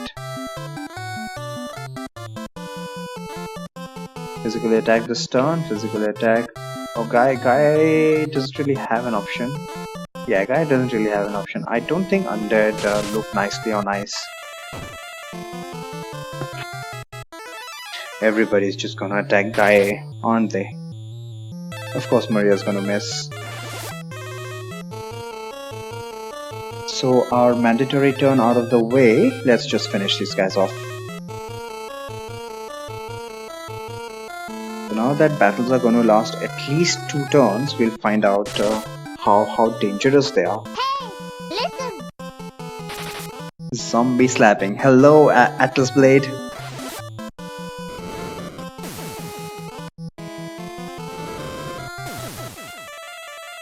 We are playing a Romhack here, which apparently incentivizes black magic to a ridiculous degree that I'm actually considering 2 black mages instead of a black mage and a red mage. But the problem is that Guy's MP is so pathetic. Power down, soul up. Yeah. So problem with the paladin there. Power down because he was using white magic. God damn it. That's the shit you have to live with in Final Fantasy 2. Either you gotta specialize, or if you want them does that fix up the localization? Not really. The script is same as the Neo Demiforce translation. The Chaos Rush translation is the most recent one and the most legitimate, I would suppose you could call it. But it's certainly better than the prototype which is floating around. That translation is just atrocious.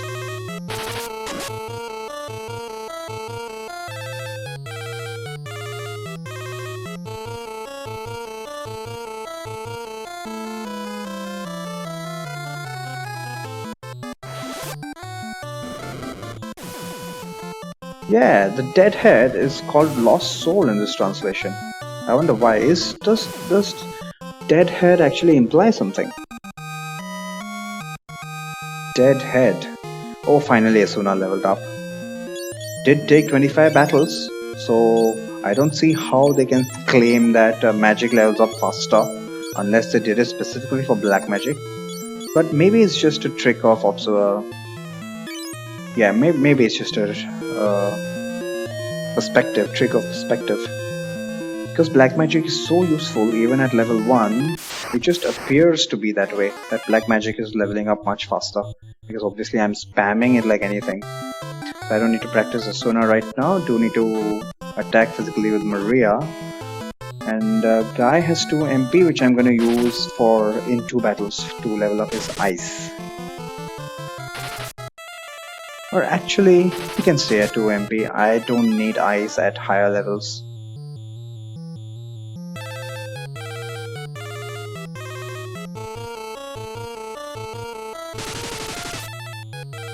So it's a testament to Maria's good MP pool that she's able to use her highest level spells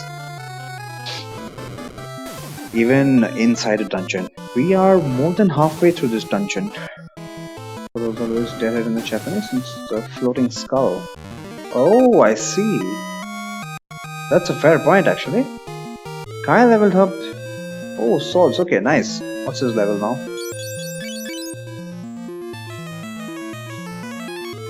He's at level 3 in swords. That's nice. Level 2 in shields. What about Maria? Yeah, weapon EXP, weapon growth has been slowed. Either it has been slowed or just physical attack once is giving me very few points. I think it's just giving me 2 points because it's been 3 battles and she went from 70 to 76. So that sucks. Maybe I'll need to have dual shields on her. I'll have dual shields on her when I want that evasion.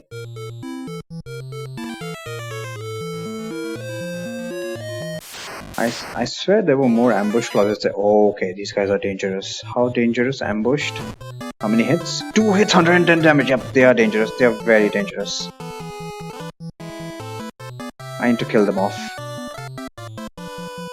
Very dangerous. Ice, fire 3, so you can't use fire. Ice it'll have to be. Ice it'll have to be. Yep. And if they wail on Maria once more than 350 damage. Jesus Christ. Oh, dead. She's dead. I might not be able to survive this. Did these guys get 2 hits?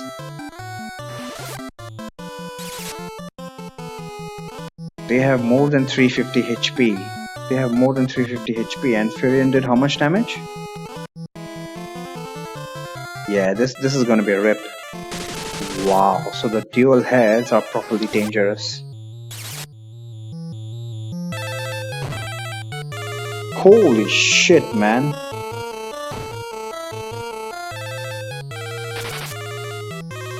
Yeah, they have more defense than his javelin can handle. Out of MP here. How should I approach this then?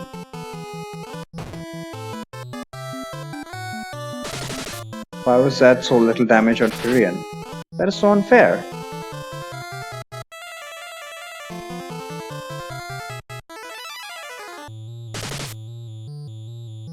So Joseph can probably solo this fight. Because not only does he have good agility, he's also gonna hit like a truck.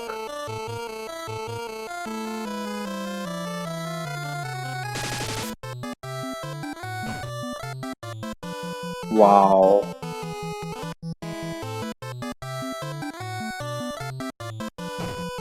How much damage? 73 damage only. Yeah, Joseph can probably solo this. How much damage? What? 2 hits for 147? What is wrong with you, Joseph? You have level 7 in your fists. Okay, they must have a lot of evasion. Nice! Oh, this is definitely going to be a rip. 1 hit 54. They have a lot of evasion.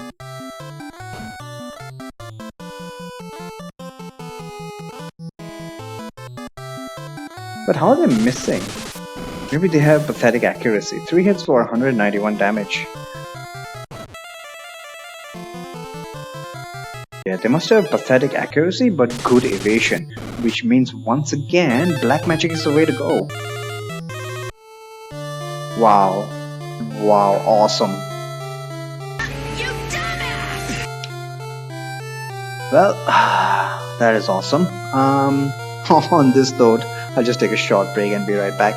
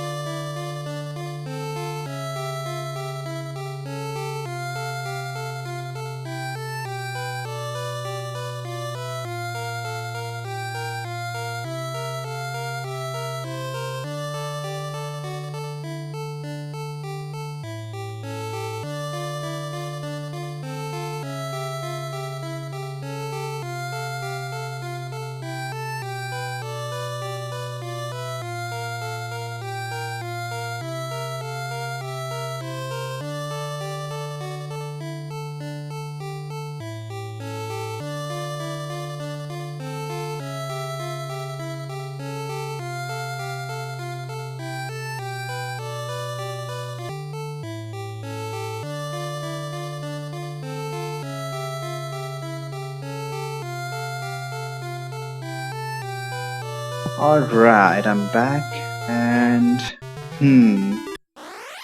so we have found. So how shall we proceed with this? Normally, now one way to do that is to have more defense. I mean, use the blink spell. How much evasion? Everybody has pretty bad evasion, so even using the blink spell won't be very useful. I mean, it'll be useful once we get enough blinks in, no doubt about that. Hey, Malbio.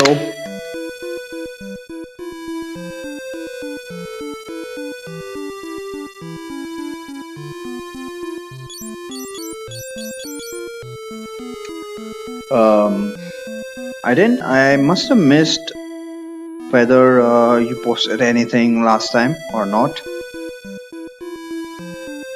because I didn't really see whether you wrote anything else in chat after your greeting. So if I missed something, I apologize.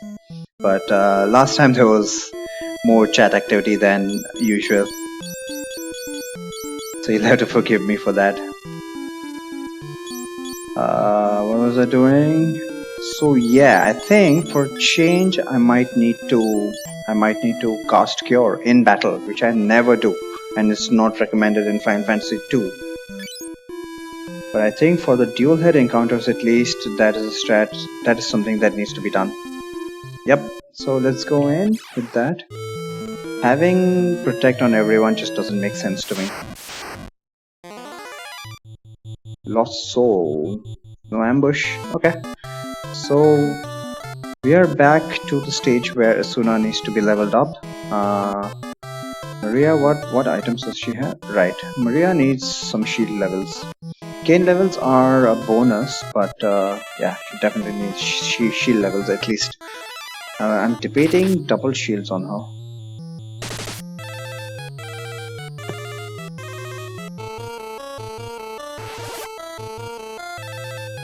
Looks like there's a pretty big difference between enemy difficulties here. that is just like Final Fantasy 2.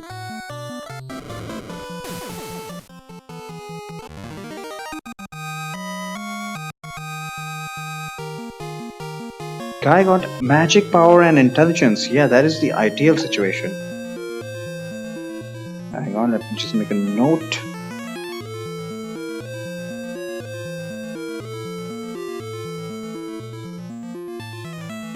There we go.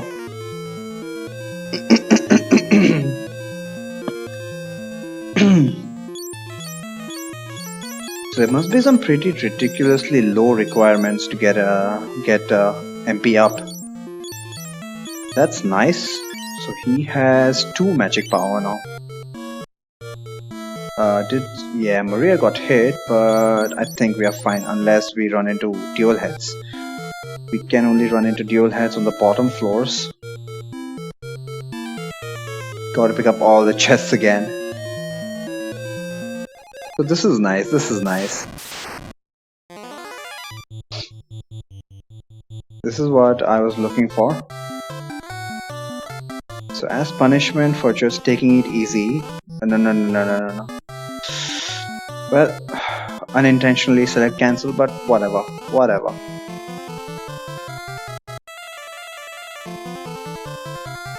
I mean, 1 fire 3 from Guy, who has hardly any intelligence, is enough to down these guys, so they're not particularly difficult.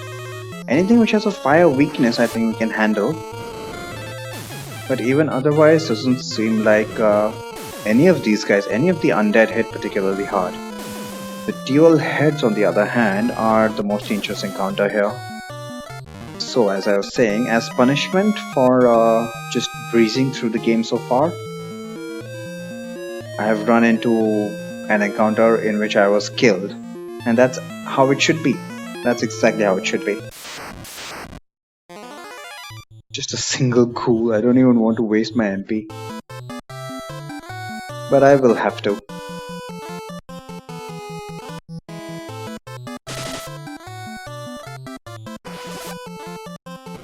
How much damage is that?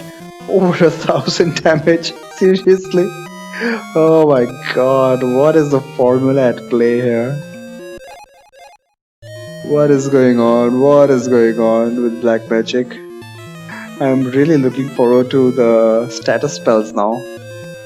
Once I start running to mages, I don't know how the drops have been changed, but something nice early on.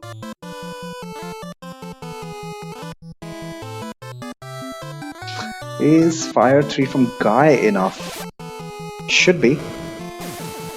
I don't know, 1 point of intelligence made that much difference? Seriously?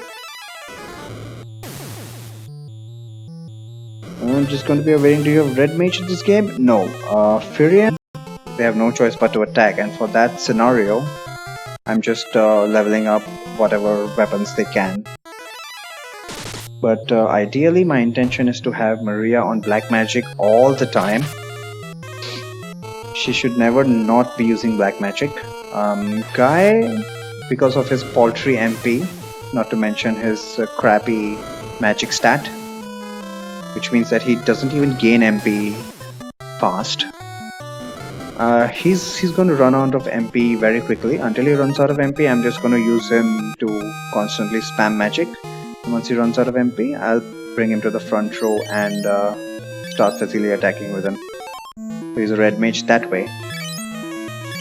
I've never had HP problems with Guy, so we should be fine on that.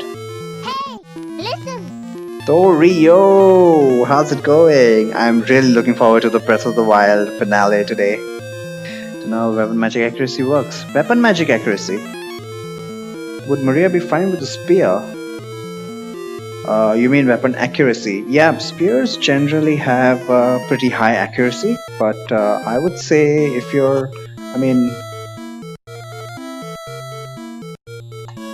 Well, it depends on how you want to play it. I think the most accurate weapon is the dagger. Actually, the most accurate weapons have different penalties to match. Oh, okay. You're talking about the magic penalty. Daggers are your best bet then. Daggers and staves. Some of the staves actually have quite a high magic penalty, but you should be fine with most daggers. Most of the daggers have only a 5-point magic penalty.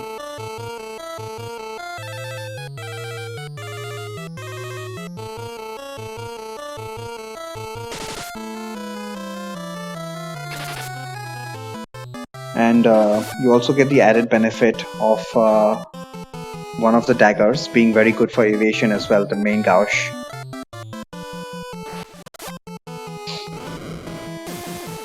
And the melee weapons are surprising low. Yep. Most of them don't, sadly.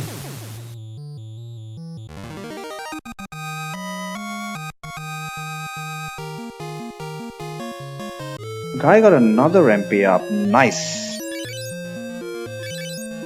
How's it going here? Well, I died. Can you believe that? I ran into a bunch of dual heads and they completely ripped me apart. The enemies are hitting decently hard, but the dual heads, they had so much HP that I couldn't last more than 2 turns with them. Oh, guy's out of MP already. Damn it!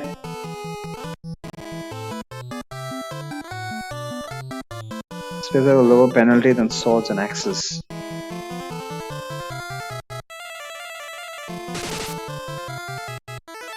How much penalty is it? I just disregard everything over 20. So for instance, swords have a magic penalty of 50. Wow, paralyzed. Holy shit, are we going to be stun locked here? 50% for swords and 40% for spears. Well, at least in the NES version, it's not percentage based, it's actually points. So if you had a soul magic stat of 50, it won't be cut in half for sword, like 50%. It would be 50 points would directly be deducted from your magic stat. That's the way it works. 40% for spears, eh? Wow, stun locked here. Stun locked, and guy does not have MP. This could be another rip. Come on, guys. Wake up. Wake up. Maria's definitely gonna die. Other group is 70, which is funny. Maria's usually pre-equipped with a bow and she's built for magic.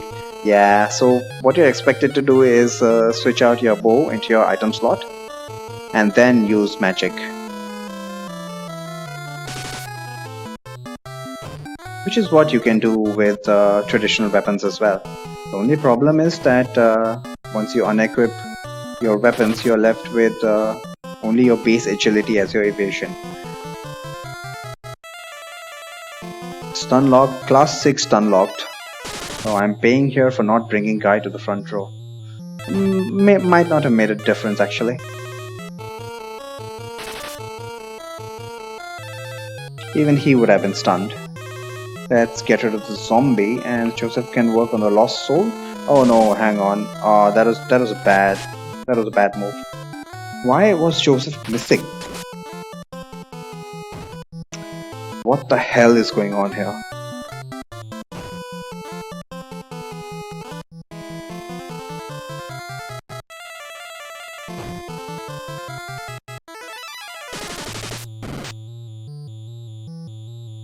You get extra damage as if you're wielding a weapon with both hands.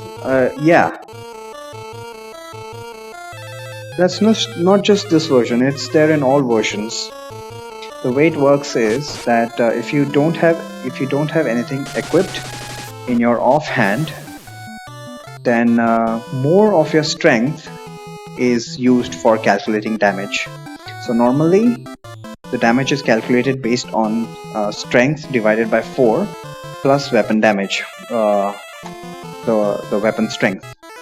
But if you don't have anything in your offhand, then half of your strength is used instead of just a quarter.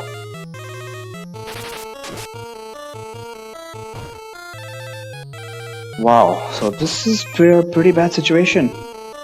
Got stun locked here without a way to recover from it.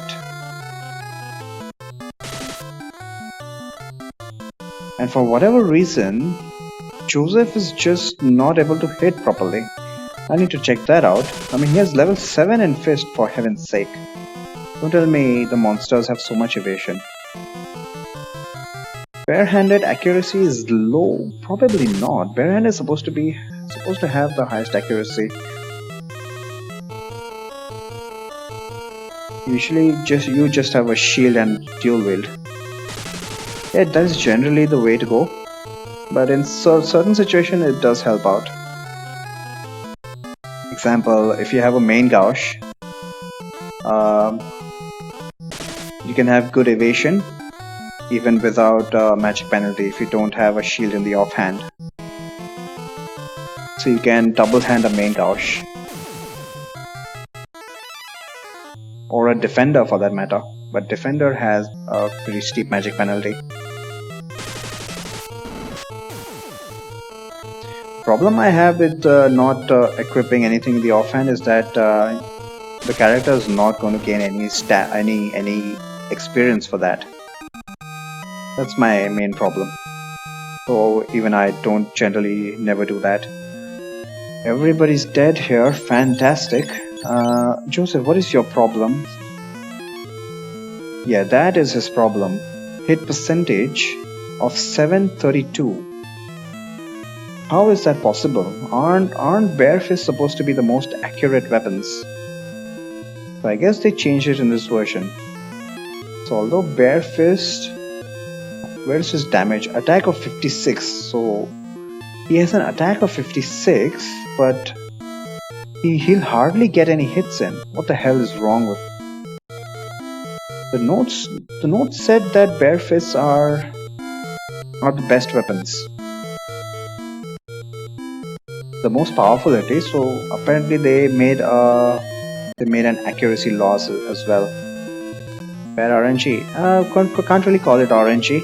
So he has level 7 unarmed, but hit percentage of only 32, which means that he'll only land 2 to 3 hits every turn, assuming nobody evades any of the hits. So that's expected then. The Romhack, I think, nerfed unarmed. Why would they do that? I don't know. Well, we need to get out of here now. Don't think that's gonna happen, but I'll give it a shot. Joseph has plenty of HP after all, and surprisingly good evasion. Yeah, look at that, he got 3 hits in there. If he gets even 1 hit in, he's gonna do massive amounts of damage. So unarmed is very strong, but also very inaccurate. That is very interesting.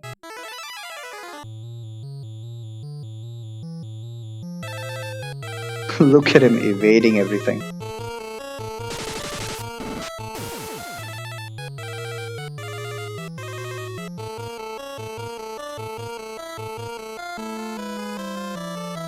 Did they try to target a dead character?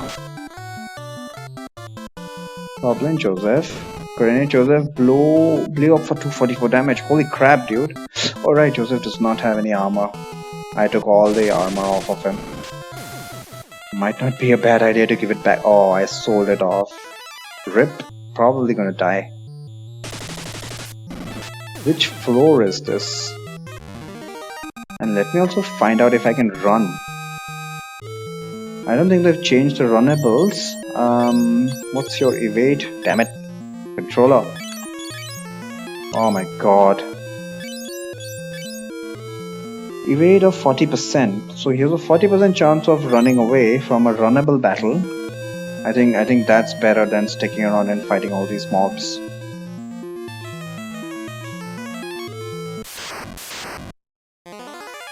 Oh my god, this is going to be this is going to be rip if he doesn't run away.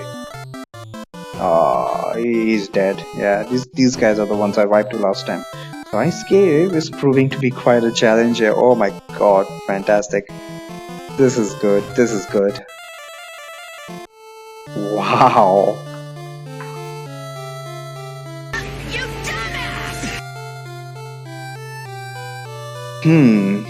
Does this mean that I actually need to grind? Not necessarily. I'll give it another try. I think I got unlucky with the stun lock with the undead monsters there. I think that was the issue. Also, Guy is not doing any damage with his swords. He's got a long sword and he was only doing like 1 damage to the undead ghoul. He's got hit percentage of 269, so the sword has a pretty good hit percentage. The lance has a very good hit percentage, 84. And do we even care about the cane? 16%. Yeah, we don't. Cane with a 16% accuracy. Are you kidding me? The physical attacks certainly seem to be nerfed a lot. A lot. Black magic is the way to go. Yeah, so I'll say that this time I got pretty unlucky with the stun lock. Let's go with that and give it another shot. People in the back row? Yep. Might not be a bad idea to bring Joseph to the front row as well. But I'll do that once Guy kind of starts running out of MP. Guy in the back row is proving to be a pretty key member.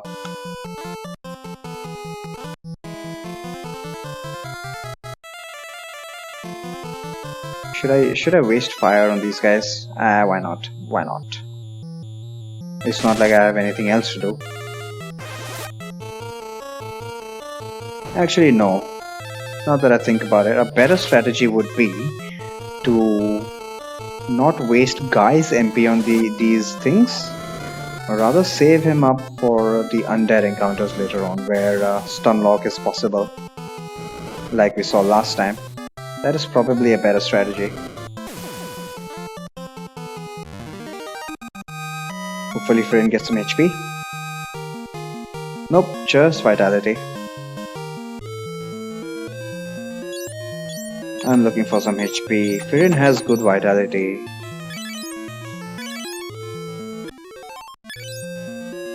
Oh, hang on. Need to update the death counter here.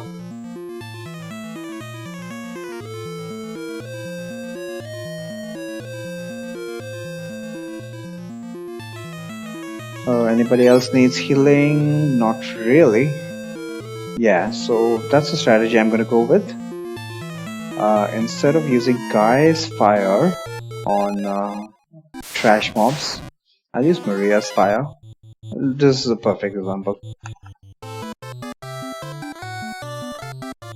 Of course, we need to practice, we need to attack at least once physically every battle, so that everyone gets some shield levels.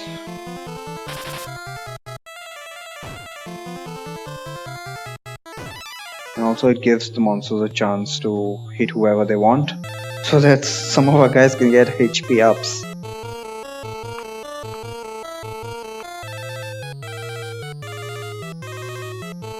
The only problem I have with this strategy is that Guy is not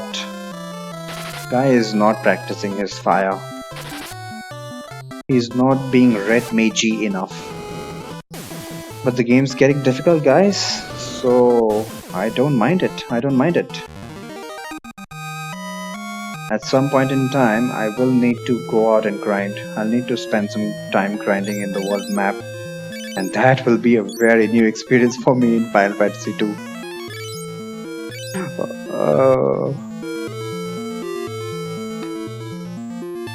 So even Ice Cave, if it's proving a challenge, then I'm just dearly anticipating what Kashuan and Dreadnought will have in store.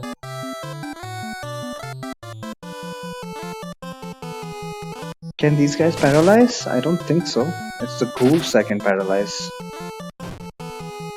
But physical attacks are just not doing good at all. Pathetic accuracy.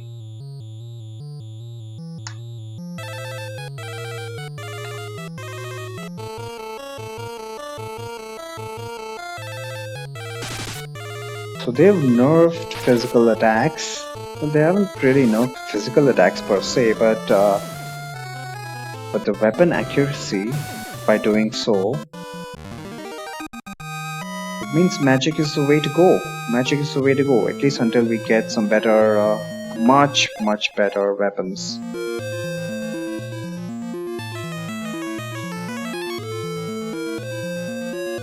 So I think it's become very unbalanced in favor of magic.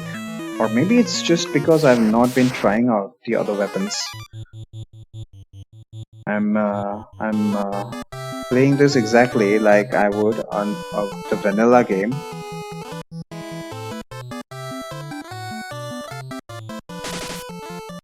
As a result, for this stage in the game, I have very underpowered weapons. And if they powered it even lesser than vanilla game, then obviously it's gonna be shit. Maybe at this stage in the game, I'm expected to have mithril equipment. I'm expected to actually buy that. Grind the cash up to buy mithril equipment, deck everyone out in mithril, and then approach this cave. Maybe that's the expectation, at least in terms of the physical damage. Black magic is black magic. That's how good it is. More HP? Vitality up, okay.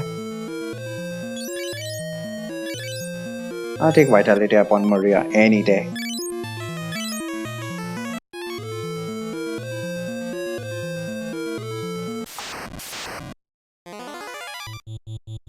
These guys were the ones that could stun lock. So I'll wait for a turn, and if it's a stun lock, then Guy will have to break out his fire spell. But otherwise, no. Yeah, paralyzed. Maria is paralyzed. I'll wait for a couple turns. I don't think Fredin will do any damage whatsoever, and I don't want to waste his cure on undead.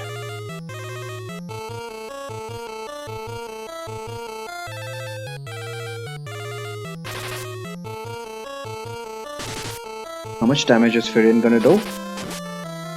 3 hits for 12 damage, and I believe these guys are more than 100 HP.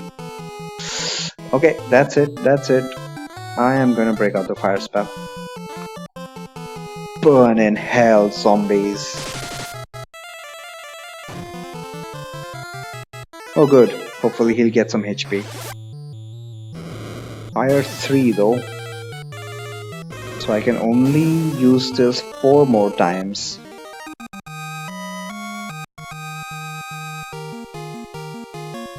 Firion did not get a HP up. God damn it, Firion.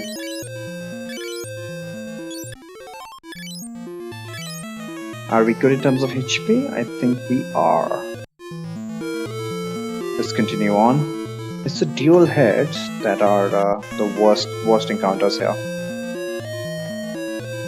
So hopefully I run into them. And just for test purposes, I'd like to run into just one of them. Oh wow. Whole bunch of undead.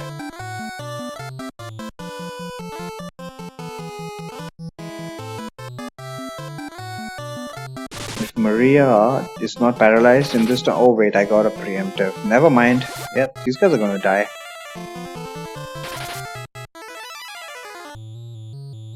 That preemptive just re-killed you, undeads.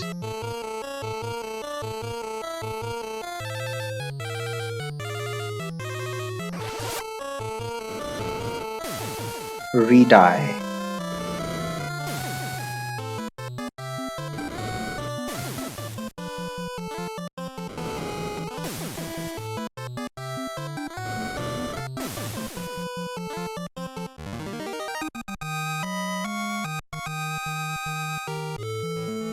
Decent amount of money though.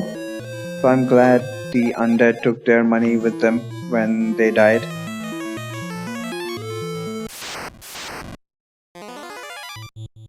Is this a stunlock battle?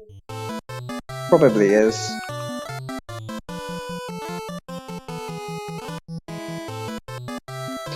It just sucks that I'm not able to use Gaia's fire spell. But I need to think strategically. And if I need to think, if the game is making me think so early in the game, I certainly do appreciate it.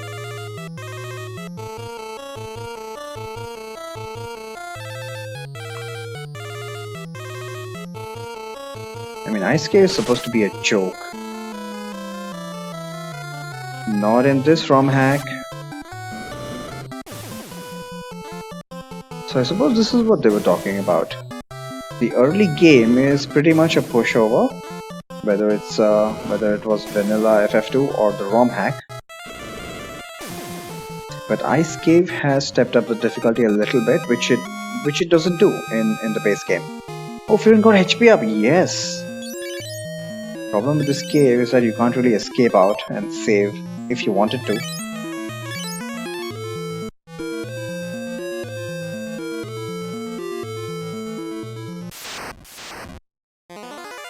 A single icicle. He does hit hard though.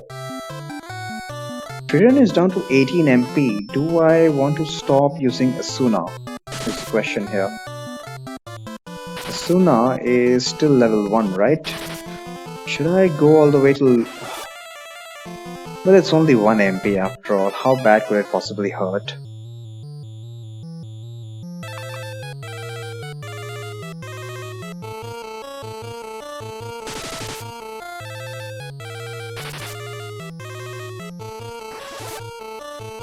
So instead of saying it missed, holy shit, look at that damage.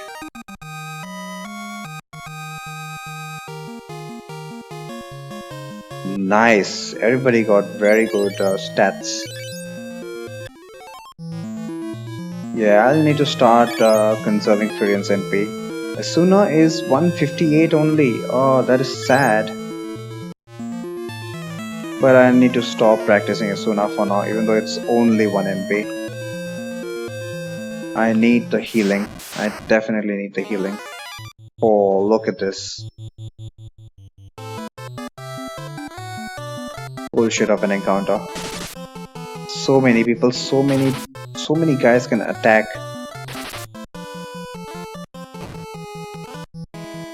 With the bow, exactly. Bow 1 for 70 damage. The green goblins hurt, man. They hurt. 3 hits for 0 damage. Good job, Firion, good job.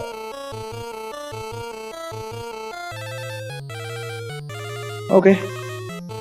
You had your opportunity, now you're all gonna die. Oh, hang on, I keep forgetting that the bombs absorb fire. Damn it. Well, never mind, Maria can use her ice spell. Guy needs to save up his MP for the really important encounters.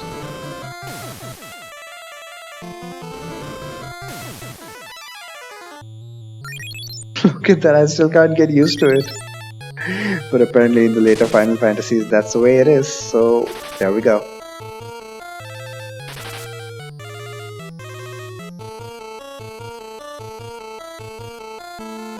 The grenades even in this version have the same AI. They try to blow up regardless of how much, regardless of whether they are at full HP or not. They don't have the smart AI that they implemented in the remakes. Don't do that, you idiot. Can you kill them off? Oh, they are not dead. That means both of them are going to blow up. Rip, somebody's going to die. Oh, that guy just tried to physically attack. Yeah, she's going to die. And this will be the test of the life spell now.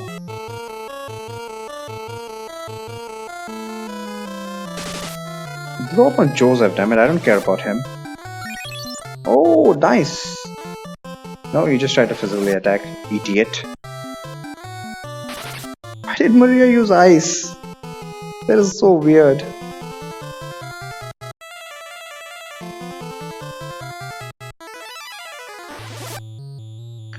The film is down to 14 MP. Can I make it out? I mean, can I survive with 14 MP? Doesn't look like it. Damn it, end down power up. That's the problem with just physically attacking. But he's a red mage. He'll have to live with that. No other option there. 265 should be fine. But I don't think I can make it to the end. Now that Furion's down to 8 MP. Don't think I can do it. So need to grind for some MP, that's for sure. Stunlock. This is a stunlock battle.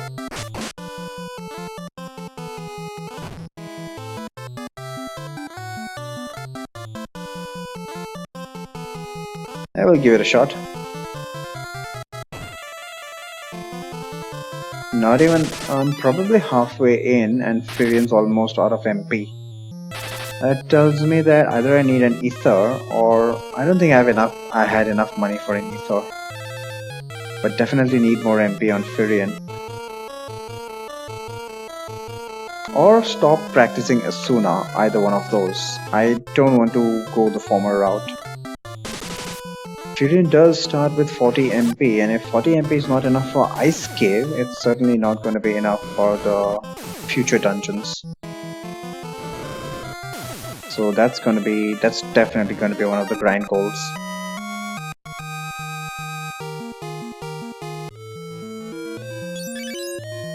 Rapidly running out of MP here.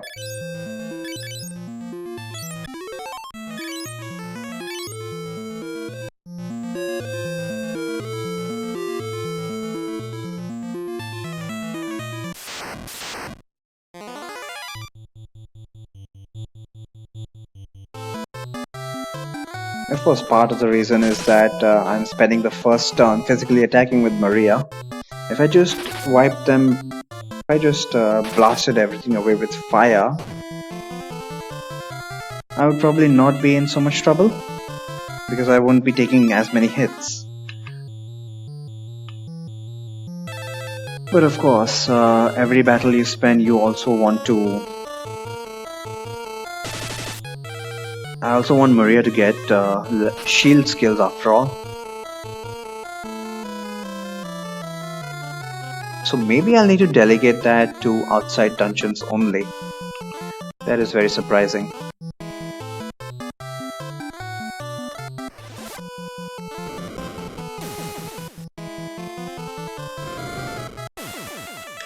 So grind up her shields outside dungeons? Does that make sense?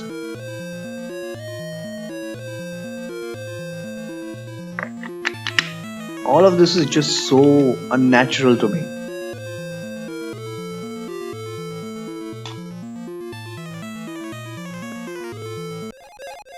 Why did I pick that up? I wanted to take that chest on first. Now, officially, he's going to be out of MP here. Yep. But I have no more healing. Fantastic. Let's see how far I can make it.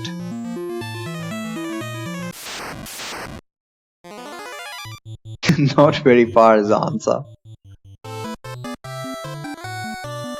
Regardless, I'll stick to my strategy.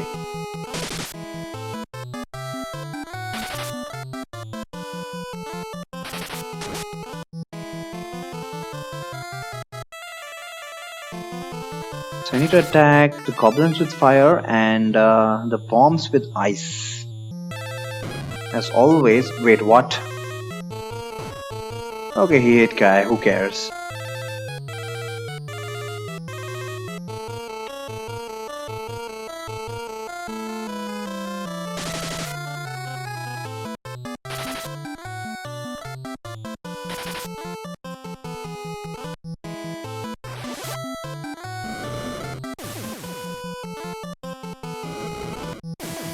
So it's nice to see that the difficulty has ramped up immediately rather than wait until the dreadnought. Wait, fire 3 for 81 damage? I'm telling you, there's some magic defense shenanigans going on here.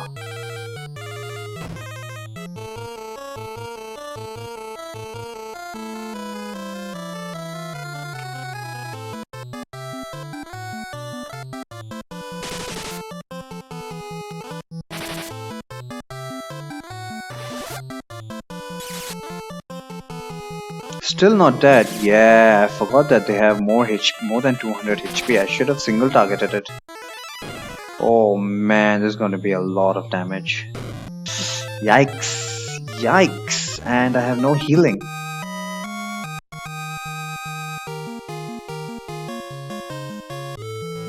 And I don't dare put Maria in the back row. Actually, I do. I do dare put Maria in the back row because I have no other option now. She's gonna die if even anyone sneezes on her. And I need to put Joseph in the front row. I need Joseph's help. How strange is that? I actually need Joseph's help in this dungeon. But once again, I'd like to point out that that's only because I blasted through the first... No. You need to single target ice. Yep. That is what it has come down to. Single targeting ice. I mean, when hitting a weakness is not enough to kill them, that's when you know that you're in for some trouble. Ice to 900. How much is Guy gonna do, I wonder?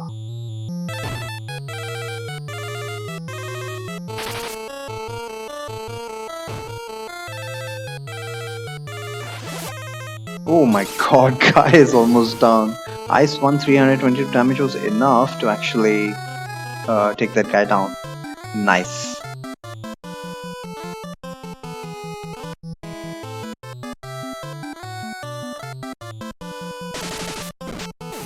Oh, he's dead. That's a wasted MP. If he gets it off.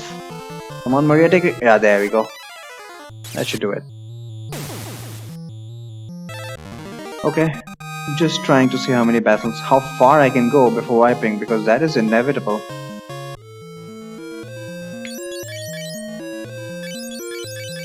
It's not as if I can make my way back out of this cave either. That's just something that's not gonna happen. Ambush, nice. Doc?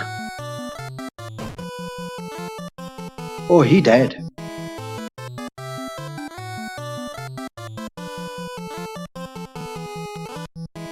No, don't run, damn it.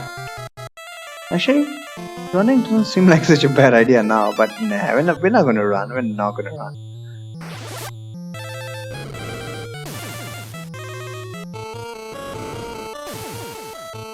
What I'm gonna do is try and blitz my way through as far as I can make it.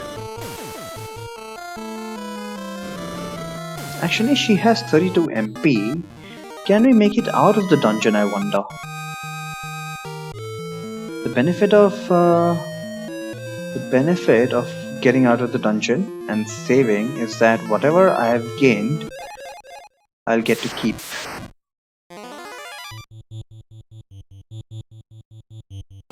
You know, that doesn't seem like a half bad idea. Instead of going forward, let's go back and regroup. So it's kind of like this entire session was one big grind session.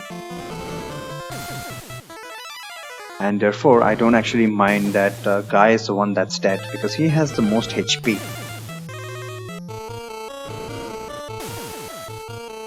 Of course, in all of these battles, he's missing out on whatever weapon EXP and or magic experience he would have got, but who knows if we are even capable of making it out of here. Come on, don't give me those dual head encounters now. That would just be a troll move. No! Damn controller.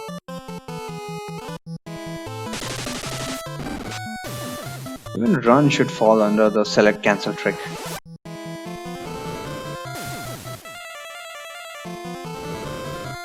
A lot of people seem to think that running away successfully gets you agility.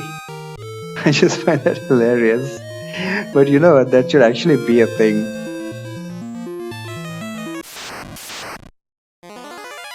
In FF5, the game actually keeps track of how many times you've run.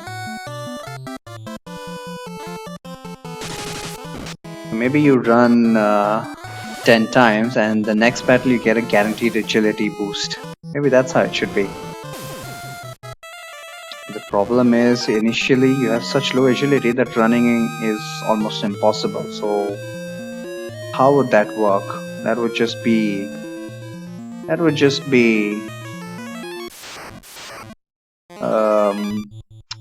what do you call that? What cycle? Vicious cycle.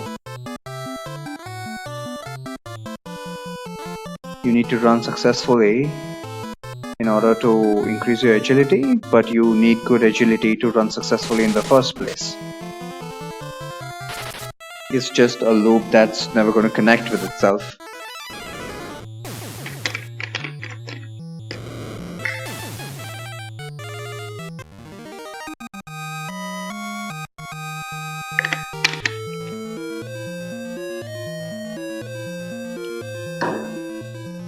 This is... How many floors is this? I believe this is the second floor. If I can make it to the first floor and back, that'll be quite an accomplishment.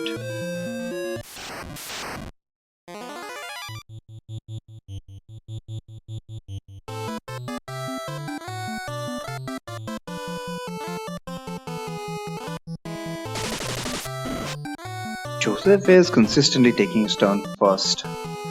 Firen's almost dead, but as long as I've got Joseph in the front row, I think Maria can safely burn everything from the back row. It almost feels like this strategy is working out.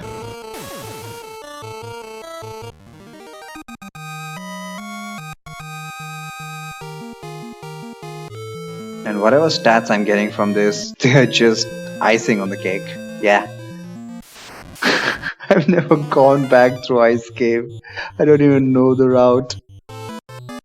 So at least Firen has 400 HP now. Kill the ghoul, please kill the ghoul. God damn it, Joseph. Well, Firen's contributing. 6 damage and all.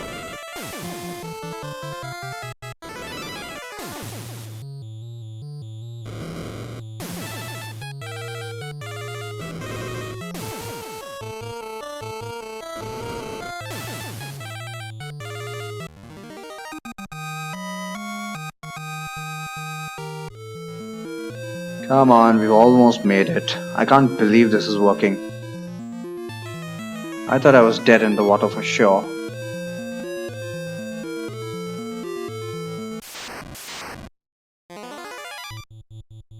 Come on. We are so close. I'm having to run back with my tail between my legs. And I'm loving it. So now that we've almost made it out of this cave, I'm gonna obviously get to save, but yeah. Oh, hang on. Can I make it to the town though? You know what? Just for safety, I should save on another slot because I have no idea. The random encounters outside are still pretty dangerous. Oh, nice, made it out. Nice. Save on slot 2 for now. Let's try to make it to town. I don't want to use the encounter skip bug. If I'm not able to make it to town, it's a legitimate wipe. How much MP does she have? 11. Even Joseph has some MP. What spells did he have again? Actually, hang on. Let me just try and run away from this. He had Blink, Wall, and Break. No, he does not have Fire. Maybe I should have given him Fire. Can we run, please? Joseph trapped, Fridin trapped, and Maria fled. Okay. Looks like... What are my chances? 16% here. 25% here for whatever reason. How is it 25%, Maria? Okay, she has innately higher agility. Never mind him. Wait, why never mind him? What the hell am I doing here? I have the lives. I do have the lives, but I don't have MP. Damn it, idiot! My brains are getting addled here. Joseph at 40% should have the best chance of running. So overall, it's not too bad. It's not too bad. We still have a kind of 50-60% chance of running every battle.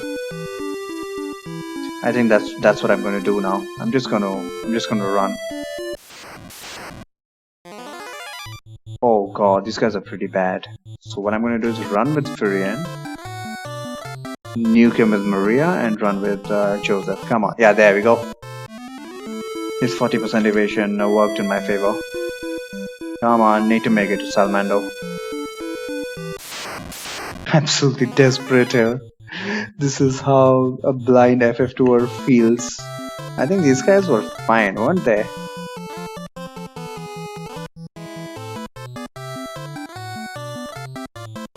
Survived the first turn at least. And come on, you guys can run. I know you can. Holy crap, poisoned. Tell me it's temporary poison. There we go. I believe it should be temporary poison. Okay, thank god.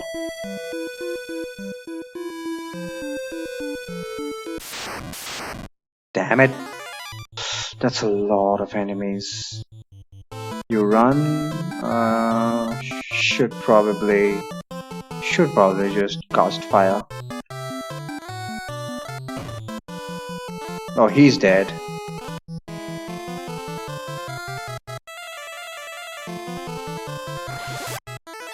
Should wipe them out.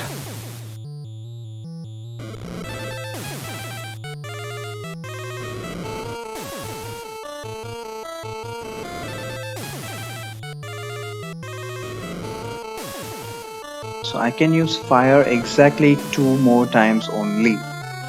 Fire 3. I think I am safe now.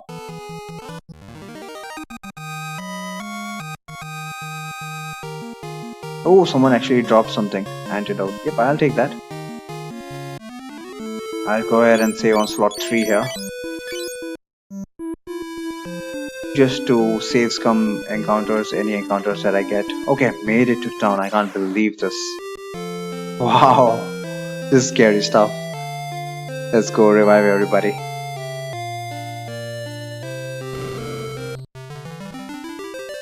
Holy crap, dude. This game's kicking my ass. Oh, I didn't read that. What was that? I think that's some new dialogue, is it? Let's heal everybody up. Oh wait, no MP. No MP. Bring everyone to the front row. Setup as always. Clutch, I know, right?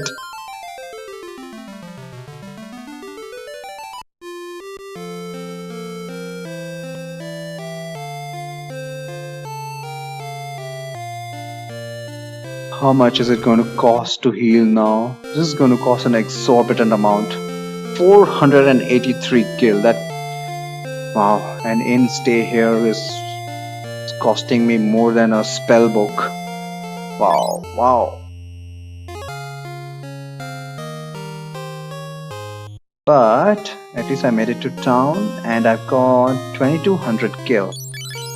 Not enough for another life book though.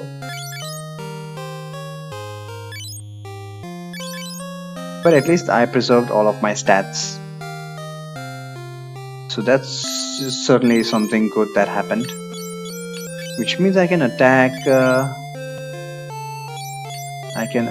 Snow Cave again. But do I need to grind is what I'm wondering. Do I need to grind anything? I do have 2000 bucks, so 2 ethers is probably not a bad idea. 2 ethers.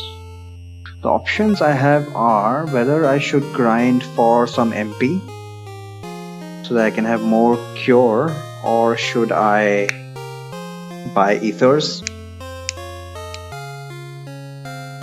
I think one thing's for sure, that I definitely need more cure. 40 MP on Furion is not proving to be enough. How should I approach this?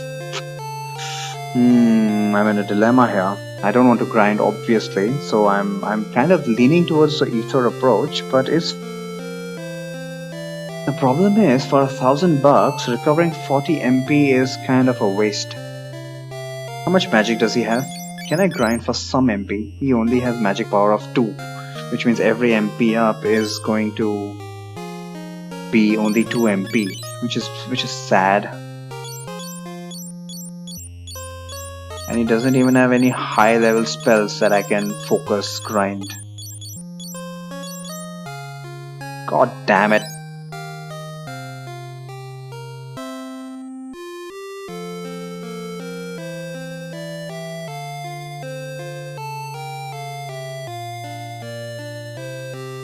$40 MP, 90 MP, 21 MP.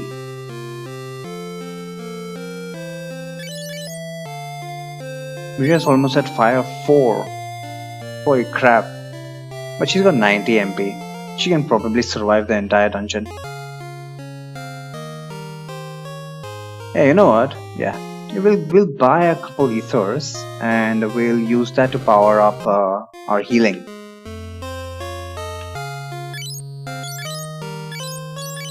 So this is where ethers costing just 1000 bucks is coming real handy. Immediately hand it over to Furion, since we don't have shared inventory. So Furion's going to be the one using the ethers, both of them. 40 MP, and not to mention, I need to save all of his MP for cure. Yep, I need to save all of it for cure, which means that I can't really waste it on his Suna.